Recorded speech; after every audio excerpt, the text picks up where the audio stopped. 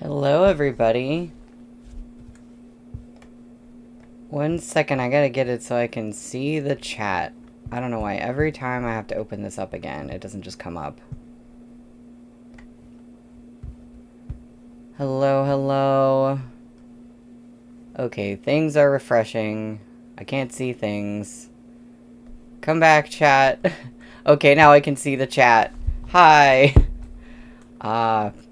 Good to see y'all.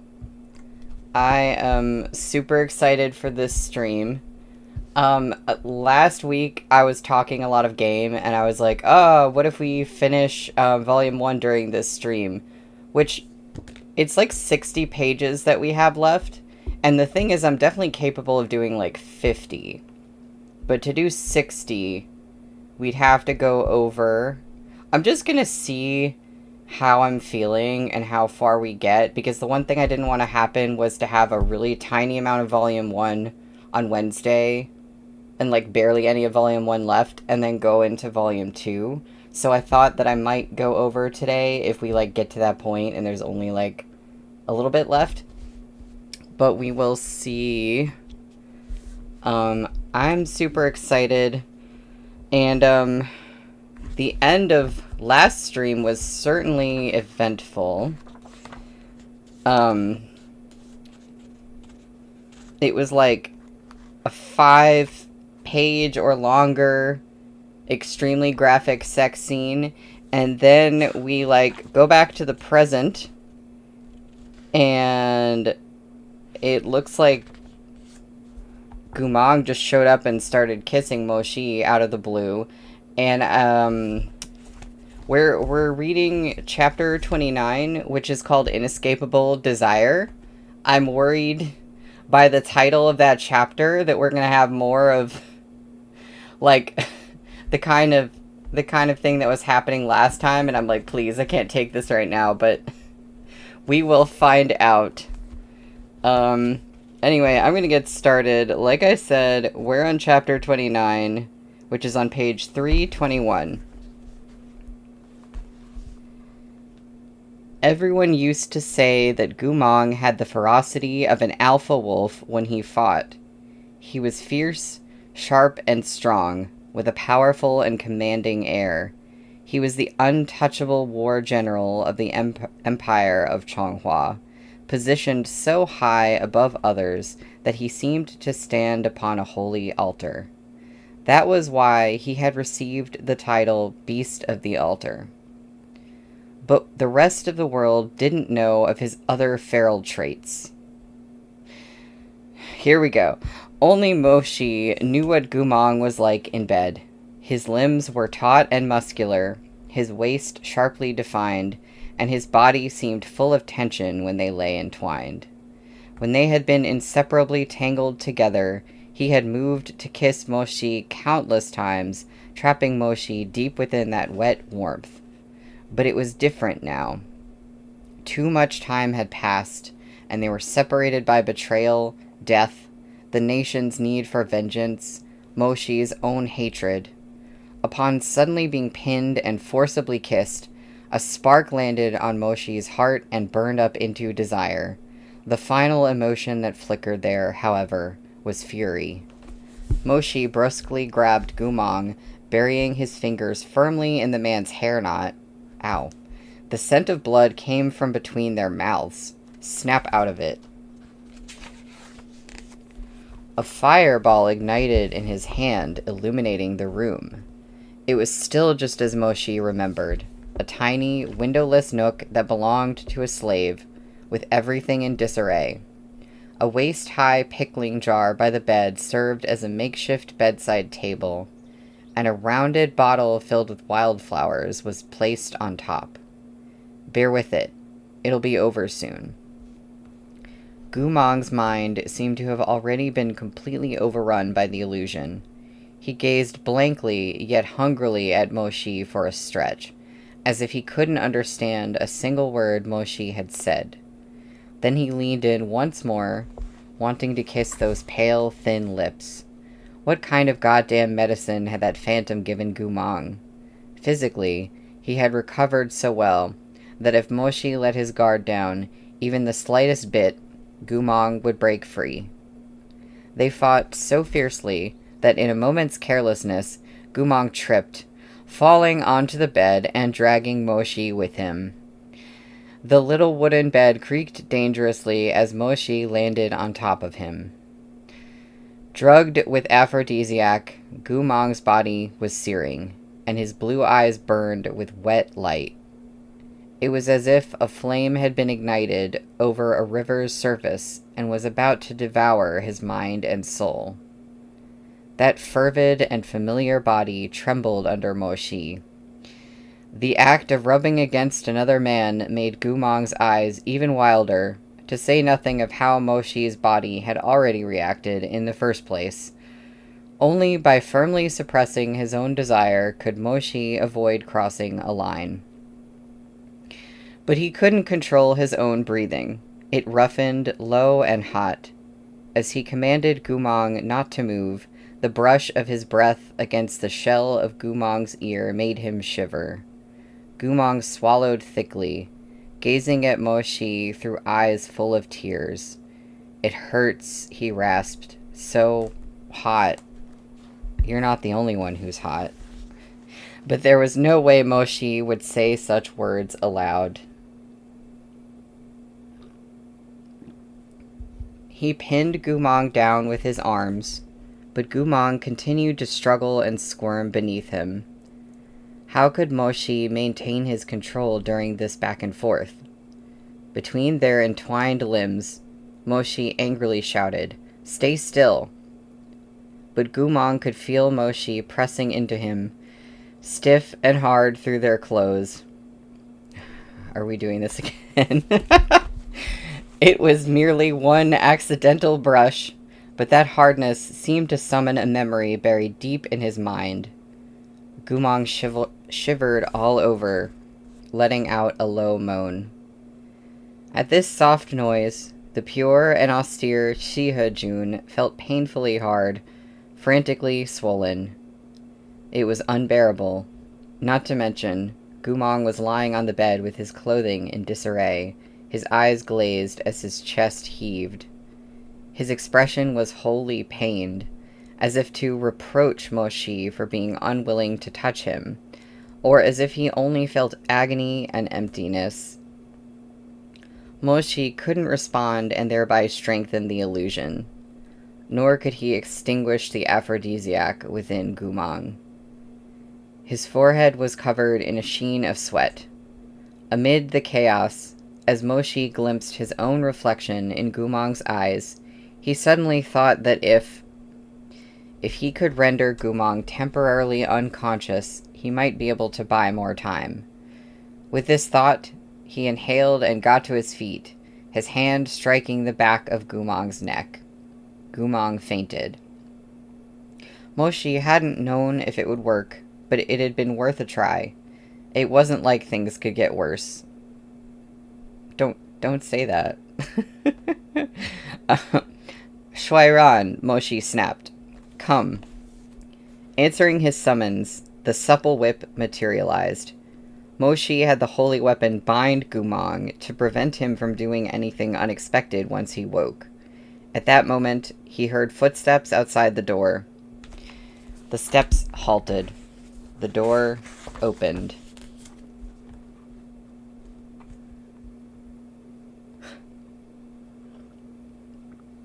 To quote Brit, "Don't call upon the wrath of whatever." Exactly. Like, don't do that. That's what you can't do. Under the moonlight, a figure gripping a dagger stood in the doorway, the pristine light illuminating his face. Gumong? Then the man on the bed. Black smoke rose. The Gumong on the bed abruptly dissolved into ash. Oh, okay, what? I did not realize what was happening. The Gumong on the bed abruptly dissolved into ash, and Shuairan fell limp like the shed skin of a snake. He was an illusion of your own creation. With a cackle, the phantom's voice came again. It seemed omnipresent, issuing from no discernible source. You're the one who listened to me as I guided you into thinking that Gumong had been drugged with an aphrodisiac. Oh my god. You imagined Wangshu Manor, and you imagined him. Shihajun, you've only ever experienced Dream of Longing as cast by common cultivators of the Liao Kingdom. You've never entered a dreamscape as powerful as mine. Did you think it would be enough to simply maintain composure? Did you think you were invincible so long as you refused to believe what you saw? The laughter echoed ghoulishly around them. How naive.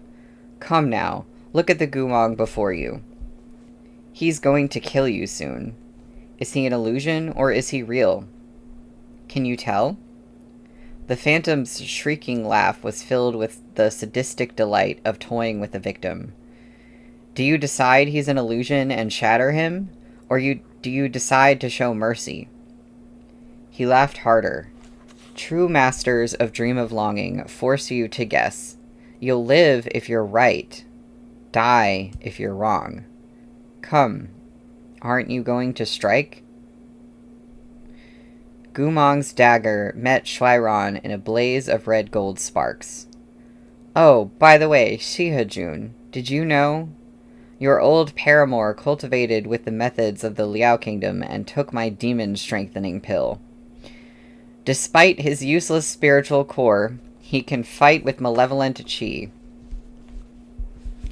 As the phantom's words echoed in his ears, Moshi exchanged more than 10 fearsome blows with Gumong.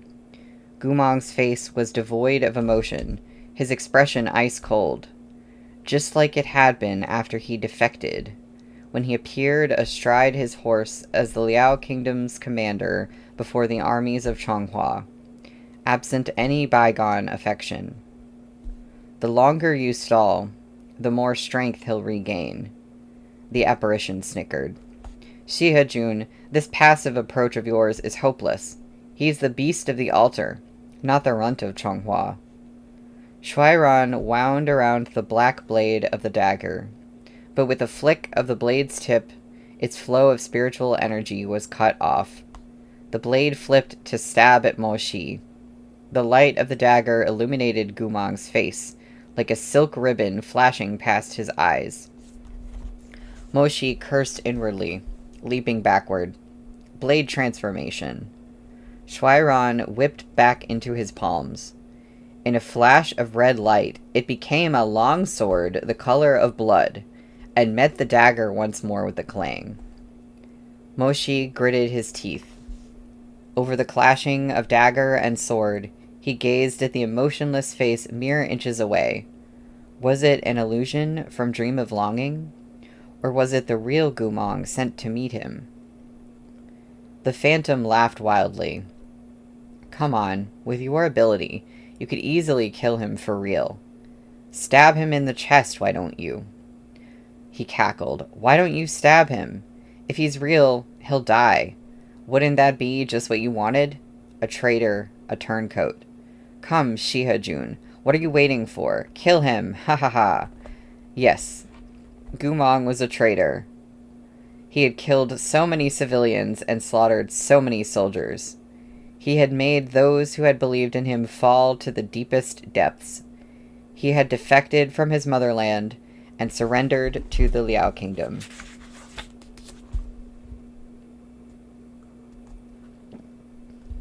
But hadn't he also been the commander who elevated what was now... Hadn't he also been the commander who elevated what was now the foremost imperial army of Chonghua?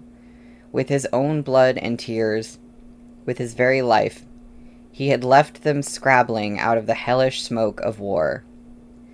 It was Gumong who had brought his brothers crawling back, who had returned the bodies of the dead. He'd seen hope, he'd seen the future, and so he had roared, enduring it all, to say, Come, everything's okay.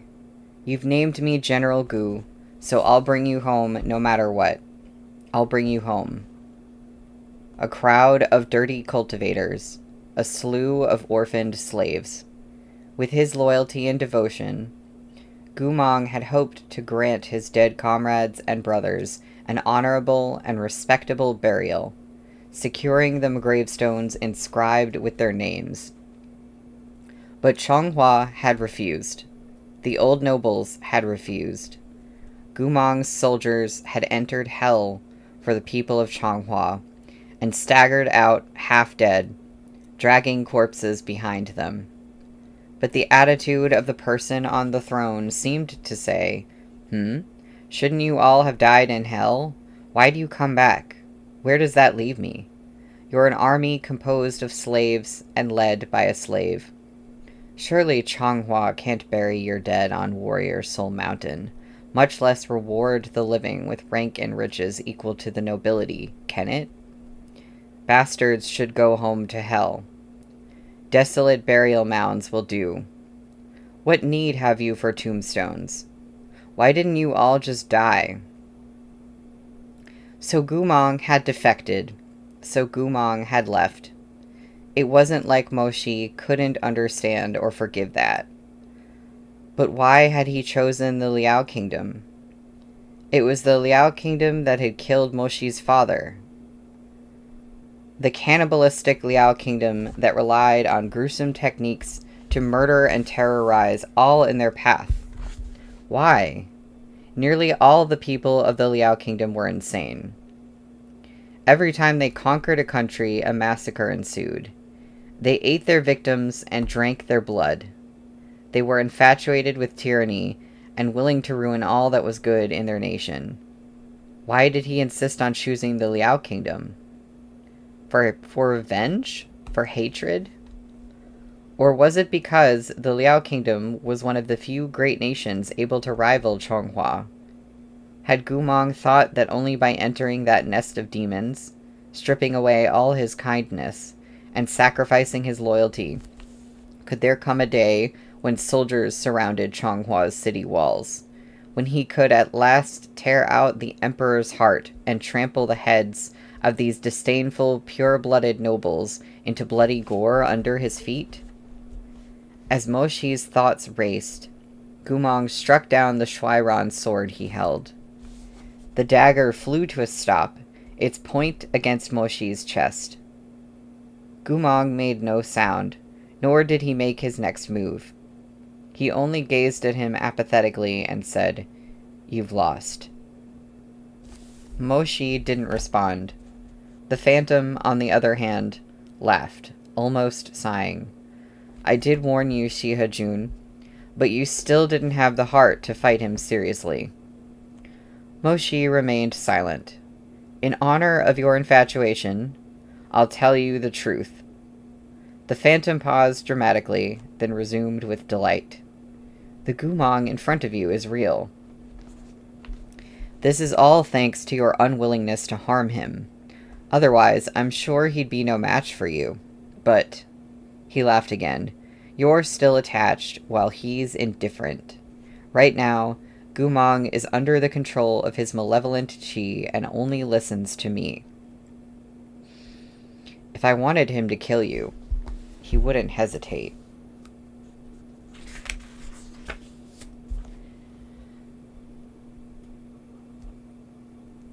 Who thinks that might shed some light on some past events? Also, excuse me, I, spilled tea somewhere, and I think I got it on my mouse, so I need to deal with that. Okay. I think we're good. This is why I need a lid. I need a lid for everything. Okay, also, I'm kind of I'm having trouble processing what is happening right now. I was not expecting this. I should have known.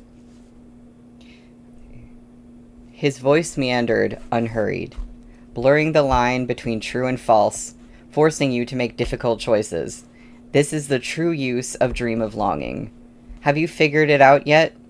Unfortunately, even if you have, it's already too late. The phantom delivered his final command with a smile. Go on, kill him. Gumong's azure blue eyes darkened, and he brandished his blade. But at this crucial moment, the red lotus sigil on Moshi's neck glowed, and a dozen red sword glares exploded from his body. Caught off guard, Gumong turned to dodge and shattered a good few of the swords flying at him. But in the instant he used his full concentration to avoid the sword array, Shuairan's rope form bound him, snaking up from beneath his feet. Thrown off balance, Gumong staggered and fell to his knees, bracing himself with one hand on the floor. He raised his head to level a baleful glance at Moshi. "You were pretending," he said. Moshi dispersed the sword array, his expression rather complicated. He stepped in front of Gumong, spiritual energy flowing in his palm, and made Shuairan tie Gumong tighter. Then, with 2 fingers, he tilted Gumong's jaw up and plucked the demonic weapon from his shaking hands. Moshi stared into his clear blue eyes, face dark and voice like ice. "Of course. If I were so easily captured, wouldn't I have wasted all the effort Shi Xiong put into teaching me?" Gumong's face was expressionless, as if he couldn't understand a single word Moshi said. Moshi looked up. "Have any more schemes, good sir? Why not try one of those next?" That phantom sneered. "Of course I—" Before he could finish, the surrounding dreamscape shook.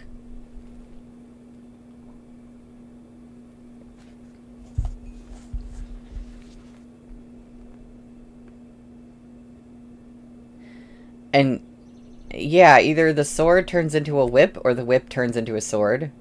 I love that. I love either way. However that works. I think it's a whip by default.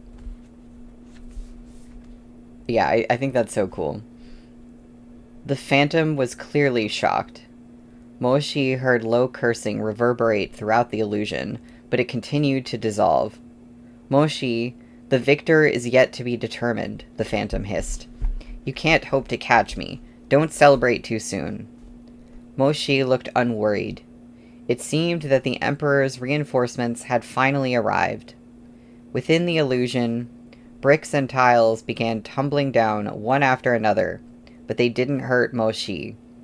Once someone attacked the dream of longing from the outside, it could no longer be maintained.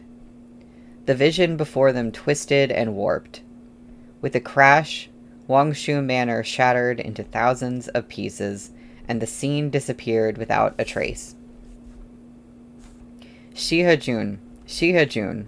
A pair of reinforcements had indeed come and shattered the barrier from outside, and one was none other than Yue Chunqing.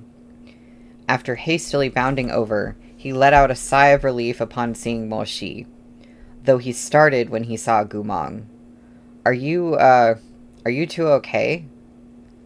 Moshi had returned to the foothills of Warrior Soul Mountain, his hand still buried in Gumong's hair knot, keeping him still. Meanwhile, the red lotus sigil on his neck was fading. Soon it vanished completely. Before Moshi could reply, the other reinforcement spoke. The Emperor had sent who else but Mu Zhonglian. He was leaning against a tree, looking so lazy it seemed as if he were saying, "I don't care if you live or die. If you're alive, I'll go report back. If you're dead, then I'll set off firecrackers and return with your corpse." He was even holding his pipe, taking a leisurely puff of ephemera and exhaling diaphanous smoke. "Why wouldn't they be okay?" he asked. "Aren't they dawdling around right here in front of you?" Yue Chunqing wanted to say something, but Mu Ronglian beat him to it. "This traitor is so very talented," he said as he sneered at Gumong. "I tortured him until he was on the verge of death, yet now he's somehow lively enough to escape prison." No one said a word. "Ah, Shihajun, this lord can't help but feel suspicious. Given how quickly he healed, could it be that you've been taking care of him in secret?" Mu Ronglian asked sarcastically. Moshi had no desire to speak to this lunatic. He turned to ask Yue Chunqing, "Why are you here as well?" "His Imperial Majesty said since I've been your deputy general for 2 years, I should at least have some experience with Liao Kingdom techniques, so he made me come. Yue Chunqing's eyes widened. Shihajun, have you already found that rapist? Moshi glanced in front of them. There was a cave up ahead. Casting Dream of Longing required potent spiritual energy, and it couldn't be deployed too far from the spellcaster. Right in there, he said. There was no time to lose, so the three of them ventured into the cave. Yue Chunqing glanced at Gumong several times and finally said, Shihajun, you're using Shuiran to bind him. When we meet that rapist later, what will you fight with? Shuiran is not my only weapon. Ooh, wonder what his other weapon or weapons are. But Shuiran is your favorite. How about this? Why don't I find you something else to bind him with? Yue Chunqing scratched his head, digging around in his Qiankun pouch and producing a flashy gold immobility talisman. Use this. It's made by the Yue clan, and it can... If it's from your dad, put it back, Moshi said. The spiritual energy of those talismans is unmanageable. Using them is a headache. Yue Chunqing hesitated. My fourth uncle made it, not my dad. Seeing that Moshi said nothing further, Yue Chunqing cupped the immobility talisman in his hands like a jewel and skipped happily toward Gumong. Gumong stared at him. I'm a little scared. They really do look like wolf eyes. Yue Chunqing rubbed the back of his neck, too afraid to make direct eye contact with Gumong. He clasped his hands together twice in greeting. Wolf Daga, my apologies. Gumong glared viciously at him, his eyes darting back and forth as if to say, You dare? Yue Chunqing's courage outweighed his skill. With a slap, he stuck his fourth uncle's talisman right onto Gumong's forehead. That's the end of the chapter. That worries me, because I'm like, is it going to work? Is something going to go terribly wrong? I don't know. Okay. We're at chapter 30, which is called Ghostbusters.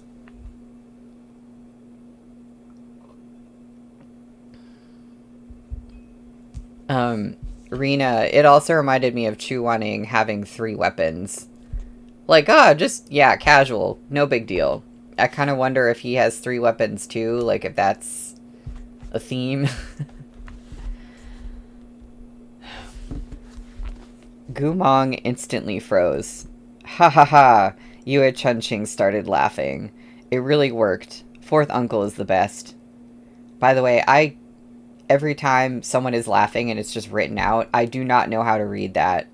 Like, do I just laugh? Do I just say ha ha ha? How do I say it? No idea. It's a mystery to me. The hell do you mean? Murong Lian asked impatiently. Now he can't move. Are you going to leave him here? Or are you going to pick him up and carry him inside? It's fine. We can leave him here, Yue Chunqing said. This immobility talisman is enchanted with a heavenly thunder shield. It would take someone a long time to break it, no matter how strong they are. No one can do anything to him. We can't leave him out here alone, Moshi said. The heavenly thunder spell is super strong. Other people can't. Nothing is infallible, said Moshi. Do you have any other magical devices? Anything that can move him along? Yue Chunqing thought for a moment, then exclaimed, I do. Wait a minute. He dug around in his Qiankun pouch once more. After looking for a bit, he took out a small bamboo figurine. Isn't that one of those cheap trinkets that children on the street spar with? Murong Lian said. It's the same concept, but this one is enchanted. Yue Chunqing placed the palm-sized bamboo figurine on the ground and rattled off a series of incantations. Absolutely nothing happened. I might have recited it wrong. Let me try again. Murong Daga, Shihajun, don't worry. Yue Chunqing anxiously repeated the incantations in a few more variations. Just as Murong Lian was about to irascibly cut this exercise short, Golden light flashed, and the bamboo figurine sprang up from the ground. The palm-sized puppet toy had become a bamboo warrior the size of a grown man. Yue Chunqing beamed. There we go. He hefted the immobile Gumong, then stared wide-eyed at Moshi and Murong Lian. Lend me a hand? Murong Lian gave him a fake smile. I won't touch him. Too dirty. Moshi had been standing to the side with his arms crossed, but now he stepped forward and asked expressionlessly, What do you need? We gotta attach his limbs to the bamboo warriors. There are fastening mechanisms on the warrior, you see. Moshi did as instructed. Gumong was restrained by the immobility talisman and rendered mute and motionless, but he knew well what was happening around him. He glared at the two people moving his arms and legs, his eyes flashing back and forth between Moshi and Yue Chunqing. The pair tied Gumong to the bamboo warrior. To finish it off, Yue Chunqing took the rope around the warrior's torso and wound it several times around Gumong's waist. Then he whistled and said, All right, let's try taking a few steps. The bamboo warrior began walking, clack, clack, clack, arms and legs moving in sync. Since Gumong was fixed to it, he was also brought clack, clack, clacking along. This magical device was both wholly marvelous and terribly interesting. Anyone else would have praised Yue Chunqing to the skies, but the two people presently by his side were the deathly stuffy Shihajun and the deathly picky Wang Shujun. Shihajun only watched with his arms crossed, saying nothing. Wang Shujun snorted. Just one of Yue Manor's party tricks. He took 2 drags of ephemera, exhaled, then pointed the pipe at Gumong. What can it do other than walk? Fight. It can perform all the usual dodging maneuvers. Yue Chunqing took no offense, still pleased with himself. It can even dance. Why? This is such a comical image. And Murong Lian bit his pipe, his eyes half-lidded as he mulled this over. Then why not make him dance? Yue Chunqing whistled again. In response, the bamboo warrior began lurching to the left, then to the right, forcing Gumong to sway along this way and that. Even though the movement was silly and cute, those lupine blue eyes glared daggers at them. If Gumong could have moved, he definitely would have bitten them to death and torn every one of them apart. It can even do the Sogdian whirl. All you need is... the Sogdian whirl is a popular dance during the Tang Dynasty, named for its originators, the Sogdians, an ancient Iranian civilization that traded extensively with the Tang Empire. Enough. Moshi cut him off. Let's go. After a pause, he added, Order the bamboo warrior to follow at the back.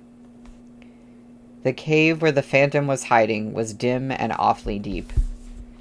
There were multiple branching points inside the great mountain cavern, which split off into many smaller caves. The 3 of them, plus Gumong tied to the bamboo warrior, so the 4 of them, slowly walked inside.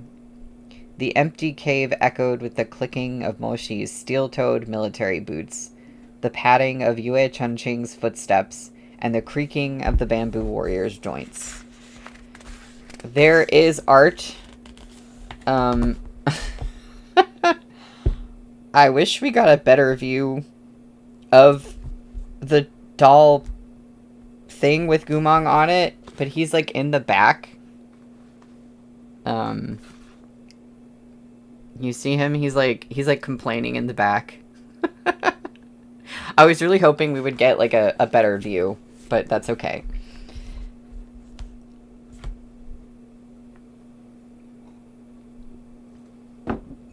Only Murong Lian walked without a sound. His gait was light and graceful, and his shoes were made of the highest quality heavenly silk. His steps were completely silent. Why does that sound super ominous to me? Muranglian was quite pleased with himself.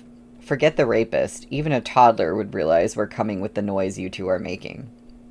I'll walk more softly, said Yue Chunqing, obedient as ever. Moshi, on the other hand, retorted frostily, Do you think he doesn't know we've entered the cave? There are no other exits, and this is his territory. He's obviously hiding and replenishing his spiritual energy as he waits for us to arrive. Then I'll walk more loudly, said Yue Chunqing, easily swayed as ever. The bamboo warrior creaked in reply. Moshi was right. Those who cast Dream of Longing could only do so with great amounts of spiritual energy. The phantom was hiding in one of these caves to gather his strength. As they walked deeper into the bowels of the cavern, they discovered more and more signs that he had holed up within it. There were dried bloodstains on the central path, and here and there, scraps of clothing dangled from protruding stalagmites. These had unmistakably been left by murdered cultivators and kidnapped maidens who had struggled as they were dragged inside. In one stone crevice, Yue Chunqing even spied a brocade shoe. In a bid to stall for time, the rapist had cast a great many spells within the cave. However, the Emperor had sent 3 particular individuals. Moshi, whose martial power was formidable, and who possessed a commander's capabilities. Yue Chunqing, who was born of an aristocratic line of artificers and who carried numerous unexpected magical trinkets at all times. And Muranglian, who excelled at illusion techniques and was well versed in healing spells.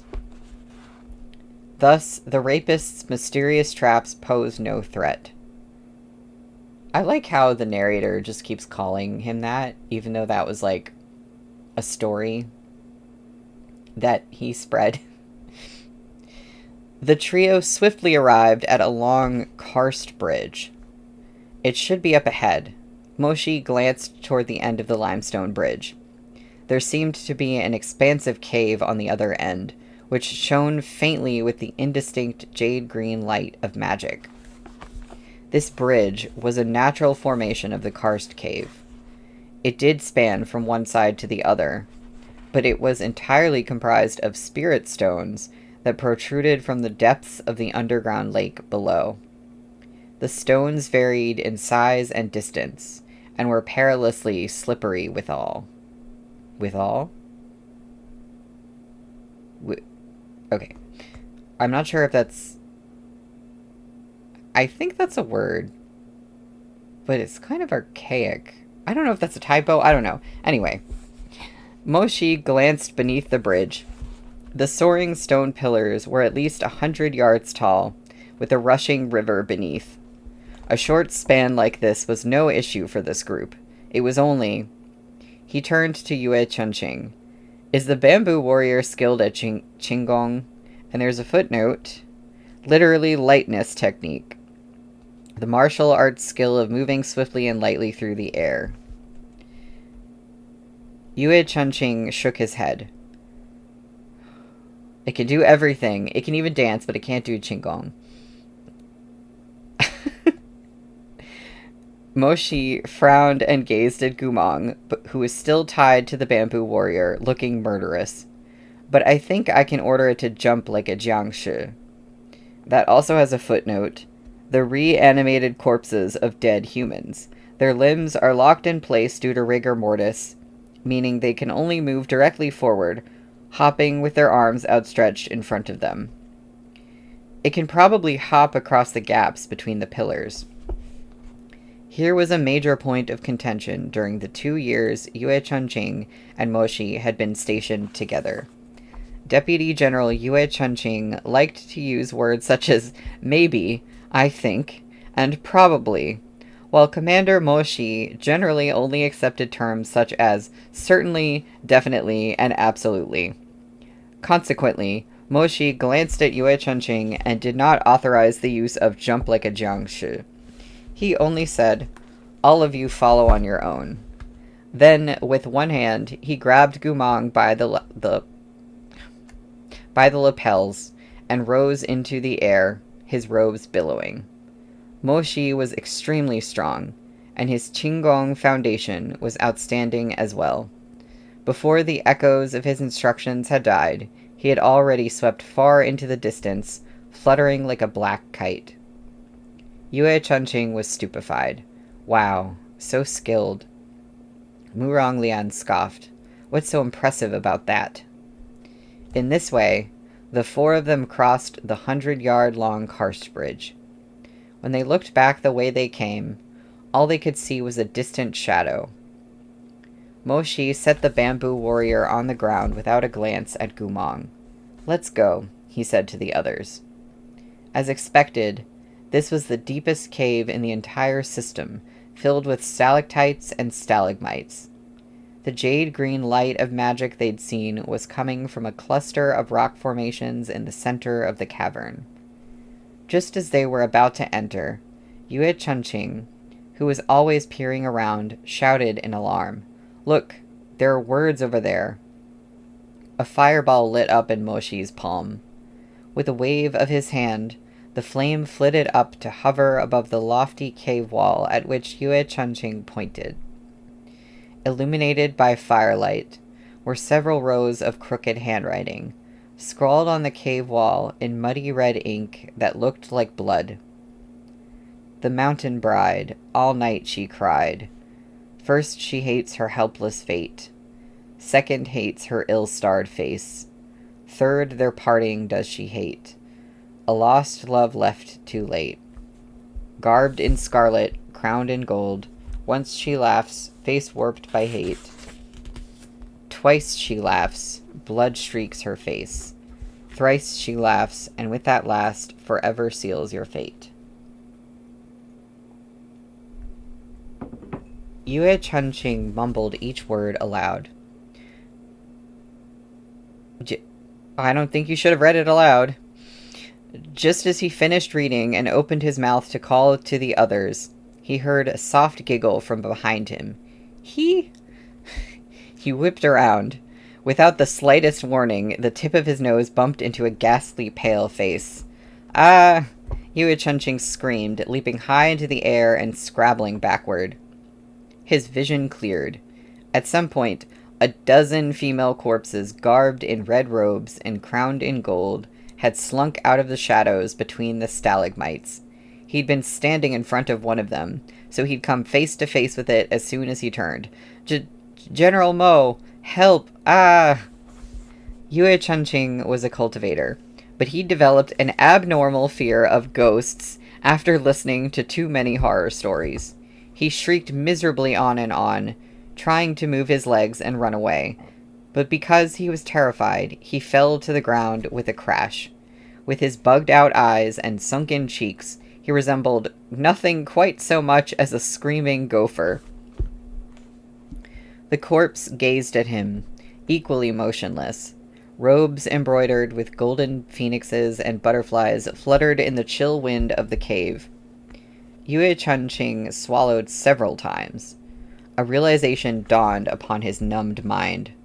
Aren't you Cui Zizi from the tea house?" he cried. Miss Cui was expressionless. The dead woman's face possessed a dull, stiff tranquility. After a moment, she giggled again. Hee hee.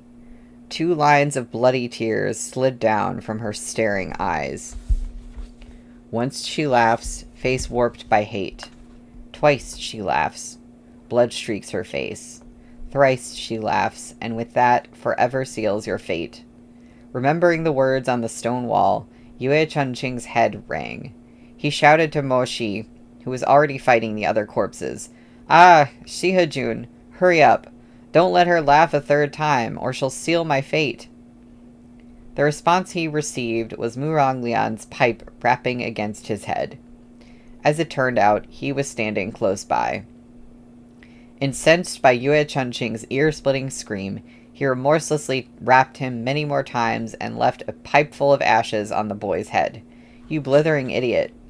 Don't you know how to fight on your own?" he snarled. "It's just a jiangshi. But I'm afraid of ghosts." Still wailing, Yue Chunqing wrapped his arms around Murong Lian's thighs without warning. Murong Lian had no words. At that moment, Miss Cui drew back her scarlet lips and began her third giggle. He, my ass. The corpse had no chance to finish her last giggle, because Murong Lian rudely shoved his pipe in her mouth. He looked down at Yue Chunqing, clinging tight to his pant leg. Why are you hugging me? Hurry up and let go. That's the end of the chapter. Henry, Murong Lian's thighs. I came just in time. Yeah, that was a moment. Literally in a chapter called Ghostbusters. This is like the only moment where I've ever liked Murong Lian, when he shoved the pipe in the Jiangsha's mouth, because that's a badass move. That's all he gets. Okay, I think I'm gonna go ahead. Wait, let me see how long. Yeah, I guess I'm gonna read chapter 31, and then we'll take a break after that. Okay. Chapter 31, Don't Touch Him.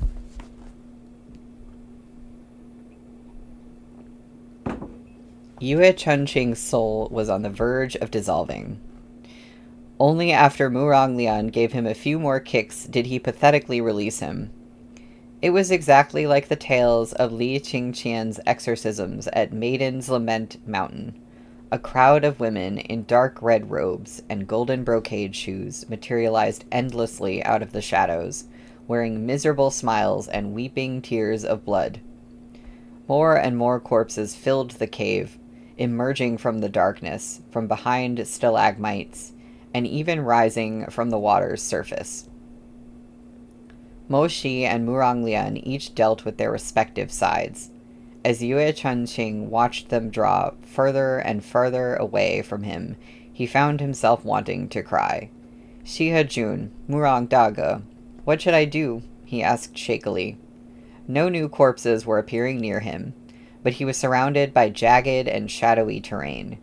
What if there were more evil, bloody eyes staring at him from the darkness? Such is the nature of reality. What you least desire is most likely to occur. The dreaded hypothetical almost always comes true. Accordingly, just as this terrifying thought occurred to Yue Chunqing, he felt hairs rise on the back of his neck. He slowly turned and saw, hidden behind a stone outcropping, half of a deathly pale face with 2 bloody tear tracks. Rena, I hate him, but he's kind of a diva sometimes. Yeah. Exactly. The woman was leaning against the stone and staring right at him. Yue Chunqing shuddered. He felt like his thrumming head had exploded. In times of great terror, people often call for the one they trust most. The words that tumbled from his quivering lips were, Fourth uncle. Yue Chunqing's 4th uncle wasn't here. Of course he couldn't save him. Only after Yue Chunqing had sat quaking for some time did he remember this fact. Even if he kept shouting, 4th uncle, save me, his only companions in this cavern were the heartless Murong Lian and Mo Shi. He was free to choose either one. He looked left and right and happened to see Mo Shi's long leg kicked out from the left, knocking over a row of corpses. Yue Chunqing felt like a holy deity had descended to the earth and gladly made to rush to his side. But at that moment, the woman hiding behind the stone grinned much too widely, baring eerily white teeth. Once she laughs, face warped by hate. Twice she laughs, blood streaks her face. As she slowly crawled out from the depths of the stone, she let out a third mournful laugh. Thrice she laughs and forever seals your fate. Seconds after the third laughed, the corpse's resentment erupted. Her eyes rolled, becoming bloodshot and flashing scarlet, and her fingernails shot out into long claws. She wailed at the sky and rushed Yue Chunqing. Ah, Yue Chunqing hadn't the least idea how to fight back. Female ghosts wearing red robes and brocade shoes terrified him more than anything. As she pounced, all he could do was shriek miserably, close to tears, "Fourth uncle!" Suddenly, there was a thunderous crash. A bolt of lightning struck right in front of Yue Chunqing, and a series of golden red beams exploded from the ground and burst into raging flames. A silhouette leapt into the air and descended from the skies. Amid the hissing firelight, it landed firmly in front of Yue Chunqing. The figure turned. Lit by the crackling flame, his profile was dazzlingly heroic, his pupils filled with icy blue light. Gumang? Yue Chunqing was stunned. Only after a beat did he realize that no, it wasn't Gumang. It was the bamboo warrior. His uncle's bamboo warrior was here to save him. Gumang was merely tied to its bamboo limbs, immobilized. Yue Chunqing's thoughts were interrupted by the bamboo warrior waving its hand to unsheath a blade of dark steel from its weapon compartment. Then, fierce as lightning, it charged the leering corpse. Construct and corpse fought fiercely, becoming a blur of furious blows. Yue Chunqing had finally recovered enough to move. He hastily gathered all his energy to shout, "Go, fourth uncle!" Upon second thought, that didn't feel right, so he tried, "Go, bamboo warrior!" Soon afterward, he saw the corpse's filthy blood spray Gumang's face. Gumang's expression was ferocious, as if he too would have killed that female corpse, if only he weren't bound. Yue Chunqing shouted, Go, Gumang." The bamboo warrior was extraordinarily strong. After the first full-force exchange of blows, it swiftly swept backward. Blade flashing, it soared into the air. A swirling gale rushed past as it threw itself at the corpse, filthy blood spraying out. The corpse stiffened once more before falling, bisected, to the ground. "Wah, how gross," muttered Yue Chunqing. Corpse defeated, the bamboo warrior hefted its bloody blade as if still unsatisfied and stomped toward Yue Chunqing. With a whoosh, the tip came to rest at the hollow of Yue Chunqing's throat. "Big brother, wait, no, fourth uncle, or Gumang?" Yue Chunqing tried a few different forms of address, but felt that none of them were quite right, so simply decided against addressing him. He carefully waved his hands. "You're pointing the blade in the wrong direction. I'm not a ghost. Don't stab me."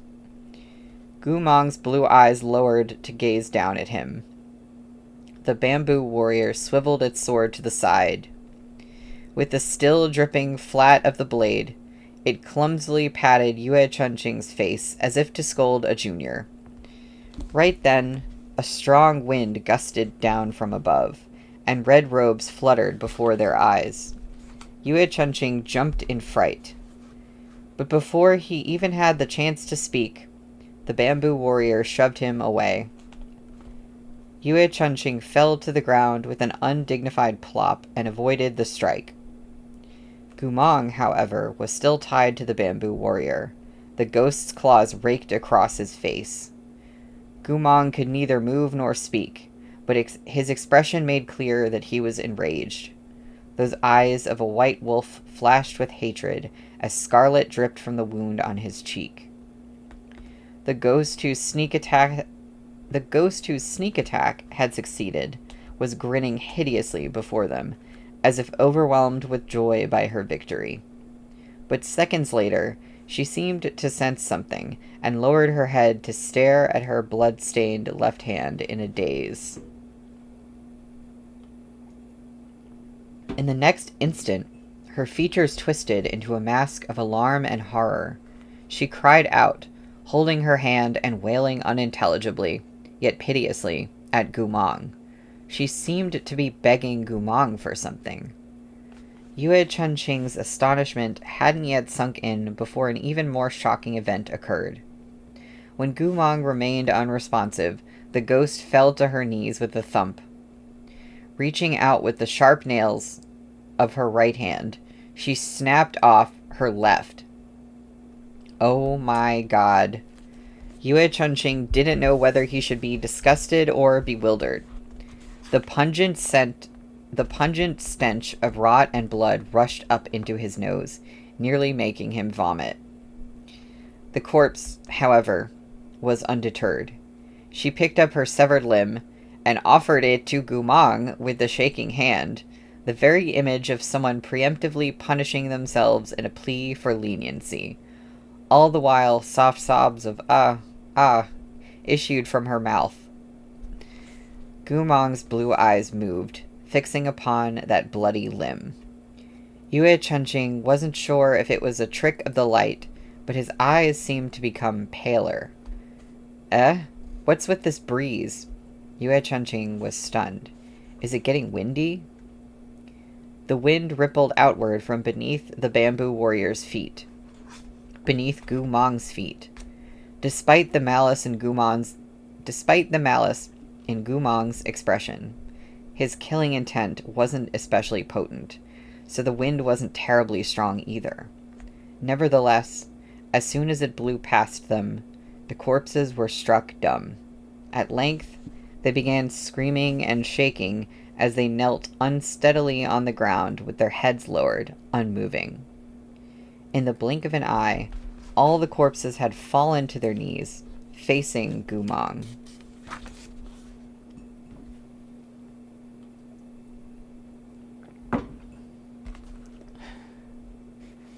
Henry, can I give you a hand? Basically. Yeah, and Nina, that's a good question. What is happening? I'm reading it, and I don't know what's happening. Yue Chunqing hadn't yet realized what was happening. But Wurong Lian's eyes were wide. The color drained from Moshi's complexion, but he was looking not at the corpses, but at Gumong's face. Swarming corpses and the like had an extremely strong hierarchical instinct. The only things that could scare them were, by and large, other corpses, vengeful ghosts, or resentful spirits of greater power. Somehow, these women who had died tragic deaths were all submitting to Gumong, all wailing in audible pleas for mercy. Why was this so? Was it merely because Gumong harbored such high levels of malevolent qi in his body? Gumong seemed incredibly irritated, his blue eyes darting to and fro. Though he made no sound, the direction of the wind changed. The ghosts emitted well, this is a word you don't see every day. Ululating shrieks, black chi rising from each of their bodies to coalesce over Gumong's heart. He was absorbing their malevolent chi. As Gumong took in more and more of the chi, the female corpses convulsed like dying fish, quickly crumpling. With the resentment pulled from their bodies, they became ordinary corpses. Some, who had died long ago, rotted and withered upon the loss of their resentment, turning into blackened, putrid piles of bones. Some, who had been murdered recently, retained visible hints of the beauty they had possessed in life. Yue Chunqing endured his disgust to peek at the corpse nearest him. It seemed to be the woman named Yu Nyang, who had gone missing from the first brothel. When Wurong Lian saw what was happening, he strode forward and grabbed Gumong by the neck, gnashing his teeth. "I knew it! You liar! You were colluding with that man who escaped from Liao. What are you planning?" But after swallowing the malevolent qi from all those corpses, Gumong was like a wild beast that had eaten its fill. His head slumped, and he closed his eyes and fell asleep on the bamboo warrior, entirely insensible to Wurong Lian and his wrath. "You!" Wurong Lian grew enraged, but as he was about to tighten his grip, a hand stopped him. He whirled to see Moshi's face in the shadows of the dim cave. Moshi grasped Murong Lian's wrist, not saying a word as he slowly moved it down. Moshi looked quite courteous and said nothing inappropriate. Only Murong Lian knew the strength he was exerting, practically enough to shatter bones through flesh. "What are you doing?" Murong Lian asked darkly. "Let go of him." Murong Lian's nose wrinkled in rage. "He's an accomplice." "He isn't," Moshi said. "Isn't? How isn't he? Didn't you see how a drop of his blood made that corpse snap off her own arm? Didn't you see how a single glance from him made them all kneel? Didn't you see how he took all their corpse energy for himself without even moving an inch?"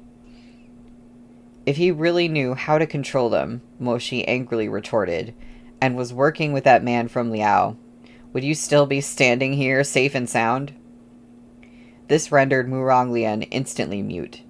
He still wanted to speak, but he couldn't get a single word out, and his pale face slowly reddened. After a long pause, he smiled mirthlessly.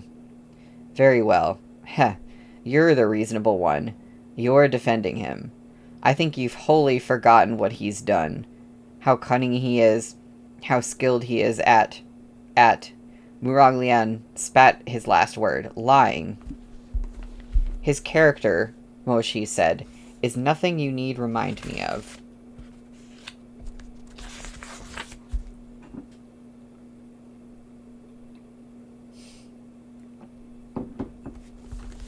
My beautiful wife, Shihajun. Yeah, I love how Gumong just fell asleep. "No need for me to remind you?" Murong Lian burst out laughing. By the end, the expression on his face was distorted. "Even if I reminded you, you wouldn't listen. And you still dare to say you're not harboring any personal motives. What a good Shihajun you are. Go ahead and keep protecting him then. I see you've forgotten how your father died." The color drained at once from Moshi's pale and elegant face as he glared daggers at Murong Lian. But Murong Lian was thrilled. No one dared mention this sore spot of Moshi's, the reason behind his father's death, except for Murong Lian, the only one who could. He was fully aware that though Moshi's temper was usually irritable, at critical junctures he was more clear-headed than anyone. So Murong Lian snickered, his predatory peach blossom eyes flicking to Gumong before landing back on Moshi's handsome face. He lifted his chin and crooned. "Shihajun is so righteous, so deeply devoted to brotherhood. May you swiftly follow in your esteemed father's footsteps." Oh. Moshi's rage seemed to flare, but just as Murong Lian expected, he wasn't the sort of person who lost sight of his priorities because he was upset. He stared into Murong Lian's eyes for a long moment before pushing him away. With both boots and weapon clanging, he strode deeper into the cave with scarcely a backward glance. "Murong Daga, Yue Chunqing sighed. He was practically speechless after watching this scene unfold. He had no wish to speak to Murong Lian any further, and scampered after Moshi's retreating back, with the bamboo warrior tottering loudly behind him. "Shihajun, wait for me. It's dangerous to go alone." The sound of their retreating footsteps echoed within the cave. Murong Lian remained standing in place, tilting his head back to stare into the endless dark of the cavern before closing his eyes. A cruel and mocking sneer appeared at the corners of his mouth. Then, slowly, he followed after the others. When they arrived at an area glowing with green light, they came to a stop. This was the last large cave within the system, hidden behind an expanse of stone formations. The green light flickered bright, then dim. It turned out to be a protective barrier placed at the entrance of a cave. Moshi only needed one glance to identify it. It's the god-repelling array. The upright countries of the 9 provinces cultivated the righteous immortal path, so they usually named spells things like demon repelling, ghost repelling, or malevolence repelling. Any protective formation described as god repelling was almost certain to be from the Liao kingdom. Is it hard to break? No, Moshi said, but it takes time. The release incantation for the god-repelling array was extremely long and complicated. Moshi lifted his vambraced left hand and closed his eyes, soundlessly reciting the words. Only after a good stretch did the green light gradually dim under his hand as the array slowly retreated. As the glow dimmed to nothing, soft laughter came from within the cave. That phantom's voice resounded from the deepest recesses. You broke through my final defense. Pausing, he continued in an eerie tone. Then, honored Shenjun, welcome in. That's the end of the chapter. So I think it's time for our break.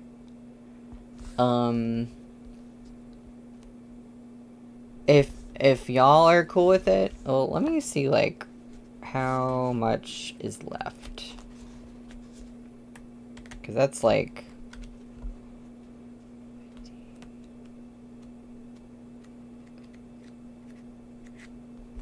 like, 30 or... oh, almost 30-something, almost 40-odd pages. I'm, like, broadly estimating. So yeah, I don't know if we're gonna get through the whole book today, but yeah, 3 chapters after this. Wait, did I just read 3 chapters? Because maybe we can. I don't know. We'll see. But anyway, right now we're gonna take a break. Are y'all cool with just like a 5-minute break? Oh yeah, if my throat lets me, I do have tea, and I'm gonna go make more tea. I'm prepared, but apparently I need it in something with a lid so I don't like spill it everywhere. Okay, awesome. I will see y'all in like 5 minutes.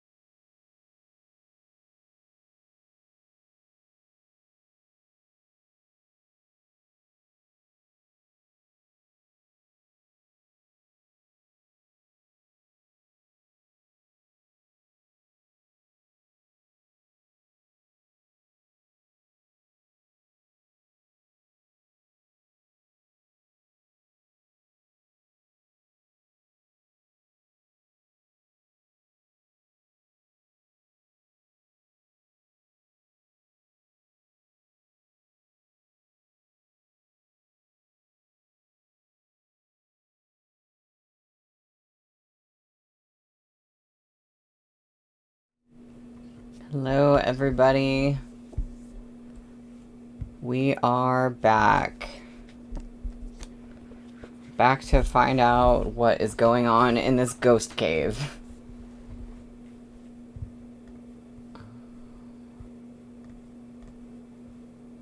Ooh, okay, what's happening? Hold on. I lost y'all. Okay, there you are. Wait, was that less than 5 minutes? I was like looking at the time on my computer and then I looked at my watch, but those may not be synced up. But I have more tea. It is hot, so I'm prepared.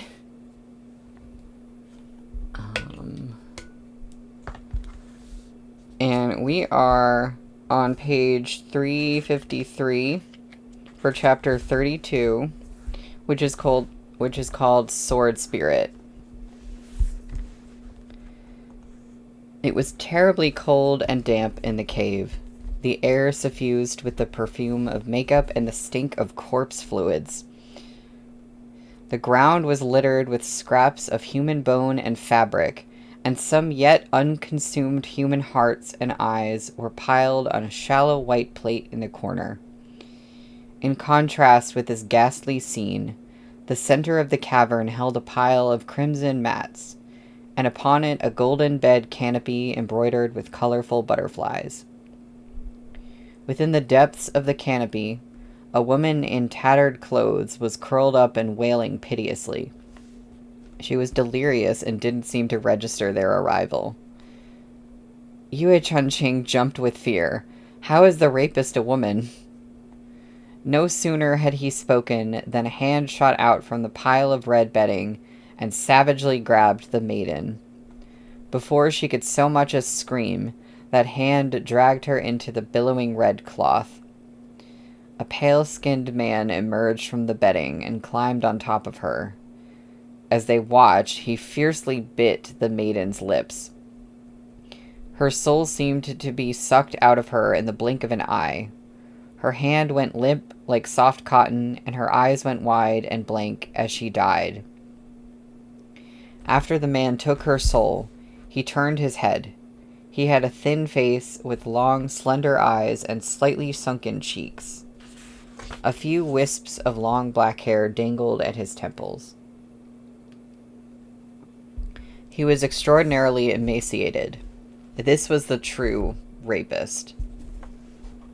There were a few beats of silence. "It's you," Moshi said. The man licked his wet lips, then smiled. "Shihajun's met me before."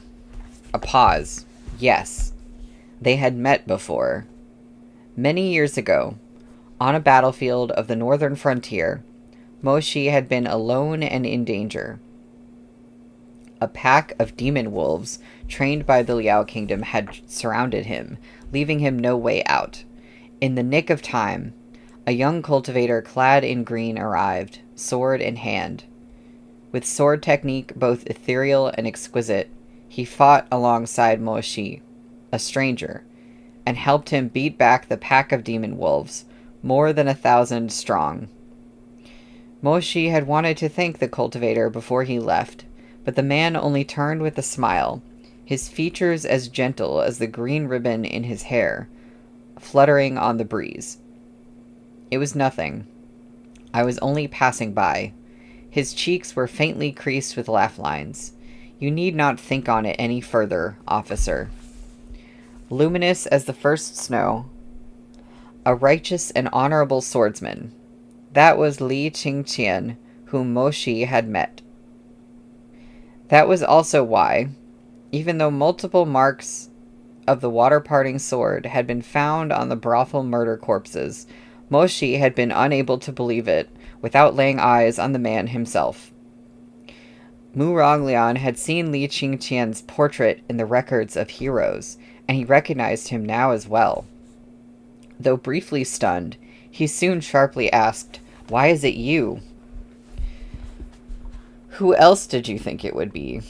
Li Qingqian rose, carelessly kicking Miss Lan's limp corpse to the side as he spoke scornfully. "Did you really think I was that runaway cook? He bared his teeth.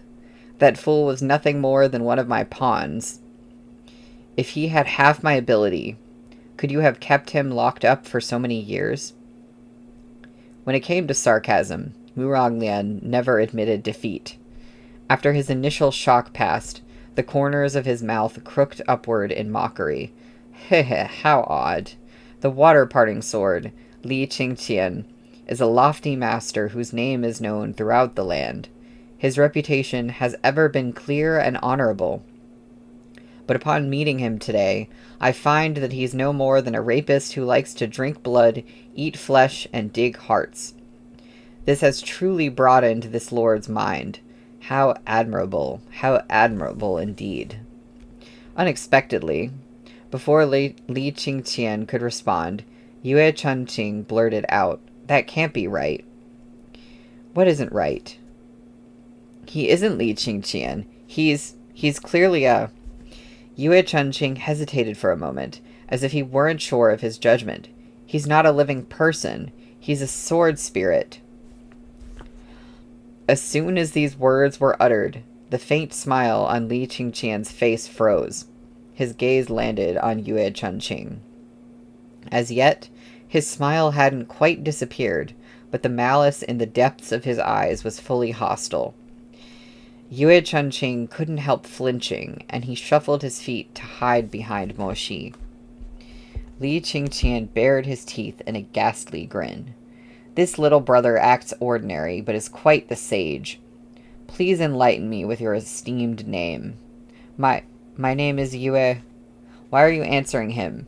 Mo Shi lifted a long leg and gave the boy a hard kick. "Do you think you're still a disciple of the academy, obliged to answer all questions?"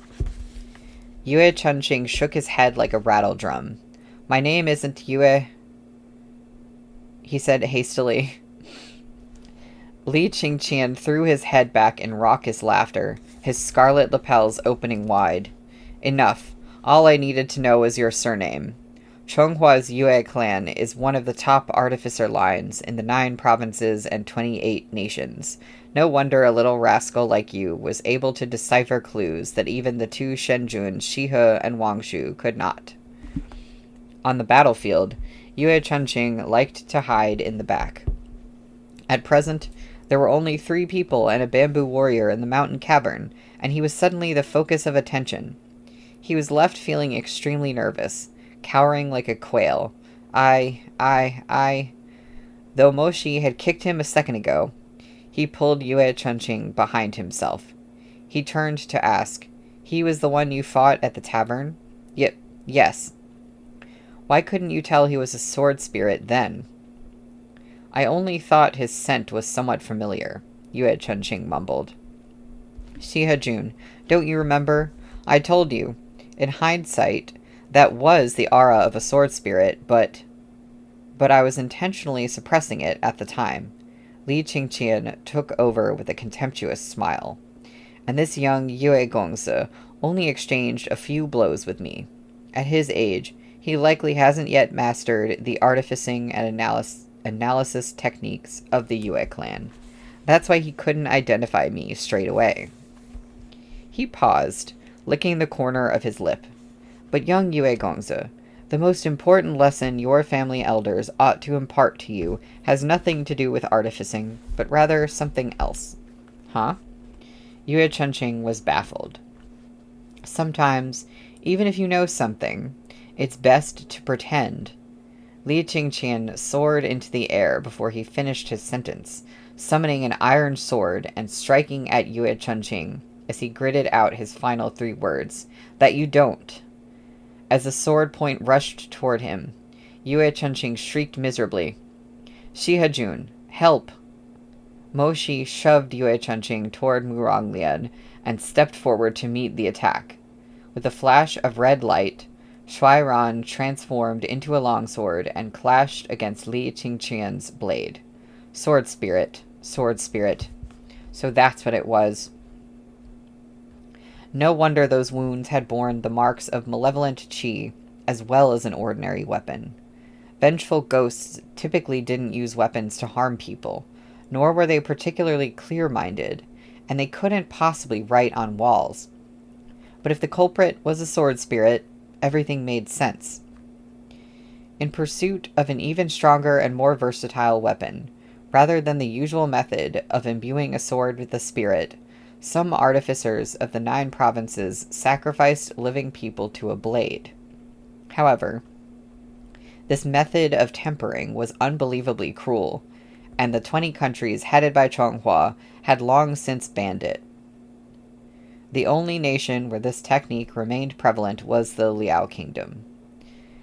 After the human soul was imbued in the weapon's blade, their consciousness would either sink into an eternal sleep as the years flowed by, never to wake, or, if they possessed an unresolved obsession, slowly coalesce into human form. Sword spirits who could recover their human shapes were nearly identical to living people in appearance and bearing, but for the intense malevolent qi they emanated. They required large amounts of spiritual energy to maintain their form, so if their own cultivation was insufficient, as Li Qingqian's was, they would need to consume the flesh and hearts of other cultivators in order to absorb the souls of weaker beings and thereby pursue their larger goals. A corporeal sword spirit was often extremely strong, each move and strike better than the last. But they had a fatal weakness. This was why, upon being exposed by Yue Chunqing, Li Qingqian was livid and moved at once to kill him. Their true form could not fall into their enemy's hands. That was to say, if someone obtained the weapon vessel of the sword spirit and either sealed or destroyed it, the sword spirit would be helpless no matter its strength. Muranglian had clearly realized the same thing. While Mo Shi engaged the sword spirit, he pulled Yue Chunqing aside. You said this Li Qingqian is a sword spirit. Do you know how to locate his true form? I'll try. Yue Chunqing closed his eyes and created an array seal with his hands. After a moment, he blinked his eyes open and stared dazedly at Muranglian. Why are you looking at me like that? Muranglian asked, perplexed. Murang Da Ge, Yue Chunqing said incredulously. His true form is on you. What nonsense is this? Muranglian said angrily, loudly rapping Yue Chunqing's head with his pipe. You dare accuse me of working with Liao Kingdom flunkies? I'm not. I just said that his true form is not on me. Okay. Muranglian pressed down on his head in displeasure. Try again. Yue Chunqing was left with no choice but to comply, but after several more attempts, he finally opened his eyes and stared pitifully at Muranglian without daring to speak. Muranglian's face was beginning to turn green. His lips parted. He wanted to take a puff of ephemera to steady his nerves. However, as soon as he remembered that he had stuck his pipe into a corpse's mouth during their grand battle a few minutes ago, he was immediately disgusted. He wiped the pipe back and forth again and again on Yue Chunqing's clothes. As he did so, something occurred to him. His expression grew stiff, and his movements gradually slowed. Hold it, he muttered. It might actually be on me. He glanced toward Li Qingqian and Mo Shi, who were clashing with sword qi. It would be impossible for Li Qingqian to get past Mo Shi and draw near to them anytime soon, so he hastily pulled Yue Chunqing aside, aiming to find a more secluded spot behind the stalagmites. Li Qingqian wasn't stupid. He spied their movements out of the corner of his eye, snorted, and turned his blade, planning to give chase. Yet before he had swept even a few yards in that direction, he heard Mo Shi intone coldly from behind him. Shuairan, spirit transformation. Li Qingqian was startled. He heard an explosion behind his back, and red light lit the stone cave into a sea of flame. A spiritual snake as tall as 3 men slithered out from the blazing crimson, furiously charging at Li Qingqian and blocking his path. Li Qingqian turned to bark furiously. "Watch yourself, Moshi. Maybe others don't know about the shameful things you've done with that damned Gumong, but I know them all too well. I know all about what you said and did with him at Luomei Pavilion upon your return. If you continue to get in my way, I'll destroy your reputation." He didn't expect that Moshi would do nothing more than shoot him a frosty glance. Holding the leather whip that manifested as Shuairan's physical form, Moshi cracked it and uttered a single word: "Go." Shuairan swooped down toward Li Qingqian. "Asshole," Li Qingqian shouted. "Do you really not care about what I could say?" "Me? Care about what you say?" Moshi narrowed his eyes, his expression filled with scorn. "Who would believe you? You—" But Li Qingqian knew Moshi's words were true. Mo Gongze had been pristine and proper since youth, and he never behaved outrageously. No matter if he was presented with beautiful men or alluring women, he was completely uninterested. Gumong was perhaps the only stain, the only scandal in all the world that could be linked to this man. Li Qingqian was a malevolent spirit, so even if his story was watertight, who would believe it? What could they do, even if they did? He clenched his jaw and turned to fight the Shuairan snake. The bamboo warrior creaked noisily as it ran back and forth, wanting to help. Moshi looked at the sleeping Gumong still tied to it. With a wave of his hand, he conjured a protective barrier and enclosed him within it. The bamboo warrior creaked furiously. "Stay there and don't move," Moshi said. The warrior seemed dejected by its inability to pull its weight as part of the team. Its head drooped, bringing Gumong's head down as well. After a while, it extended its arms, straightened its back in resignation, and stood there like a scarecrow. Behind the stalagmites, Yue Chunqing knelt on the ground, staring stupefied at a pile of miniature weapons before him. Blades, swords, rods, and whips, all the size of a fingernail, crashed and poured out of Murong Lian's Qiankun pouch as he shook it. These were all confiscated from the captives of Luomei Pavilion, Murong Lian said. Even though their owners' spiritual cores were broken, the weapons might not accept a new master so easily. Their resentment is very potent. Murong Dage, keeping so many unclaimed holy weapons on you is super dangerous. If they transformed into spirits, it would be a disaster, Yue Chunqing said, shocked. Murong Lian rolled his eyes at his concern. "I'm not an idiot.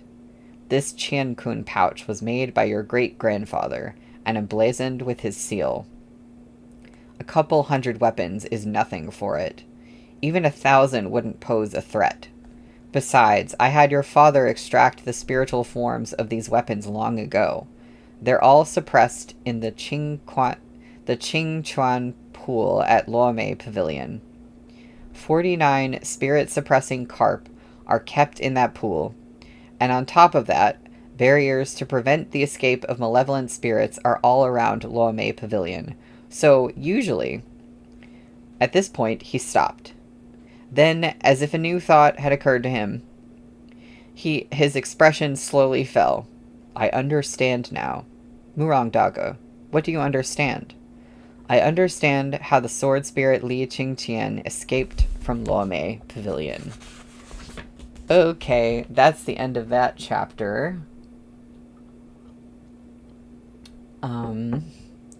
We're at chapter 33, which is called Want You.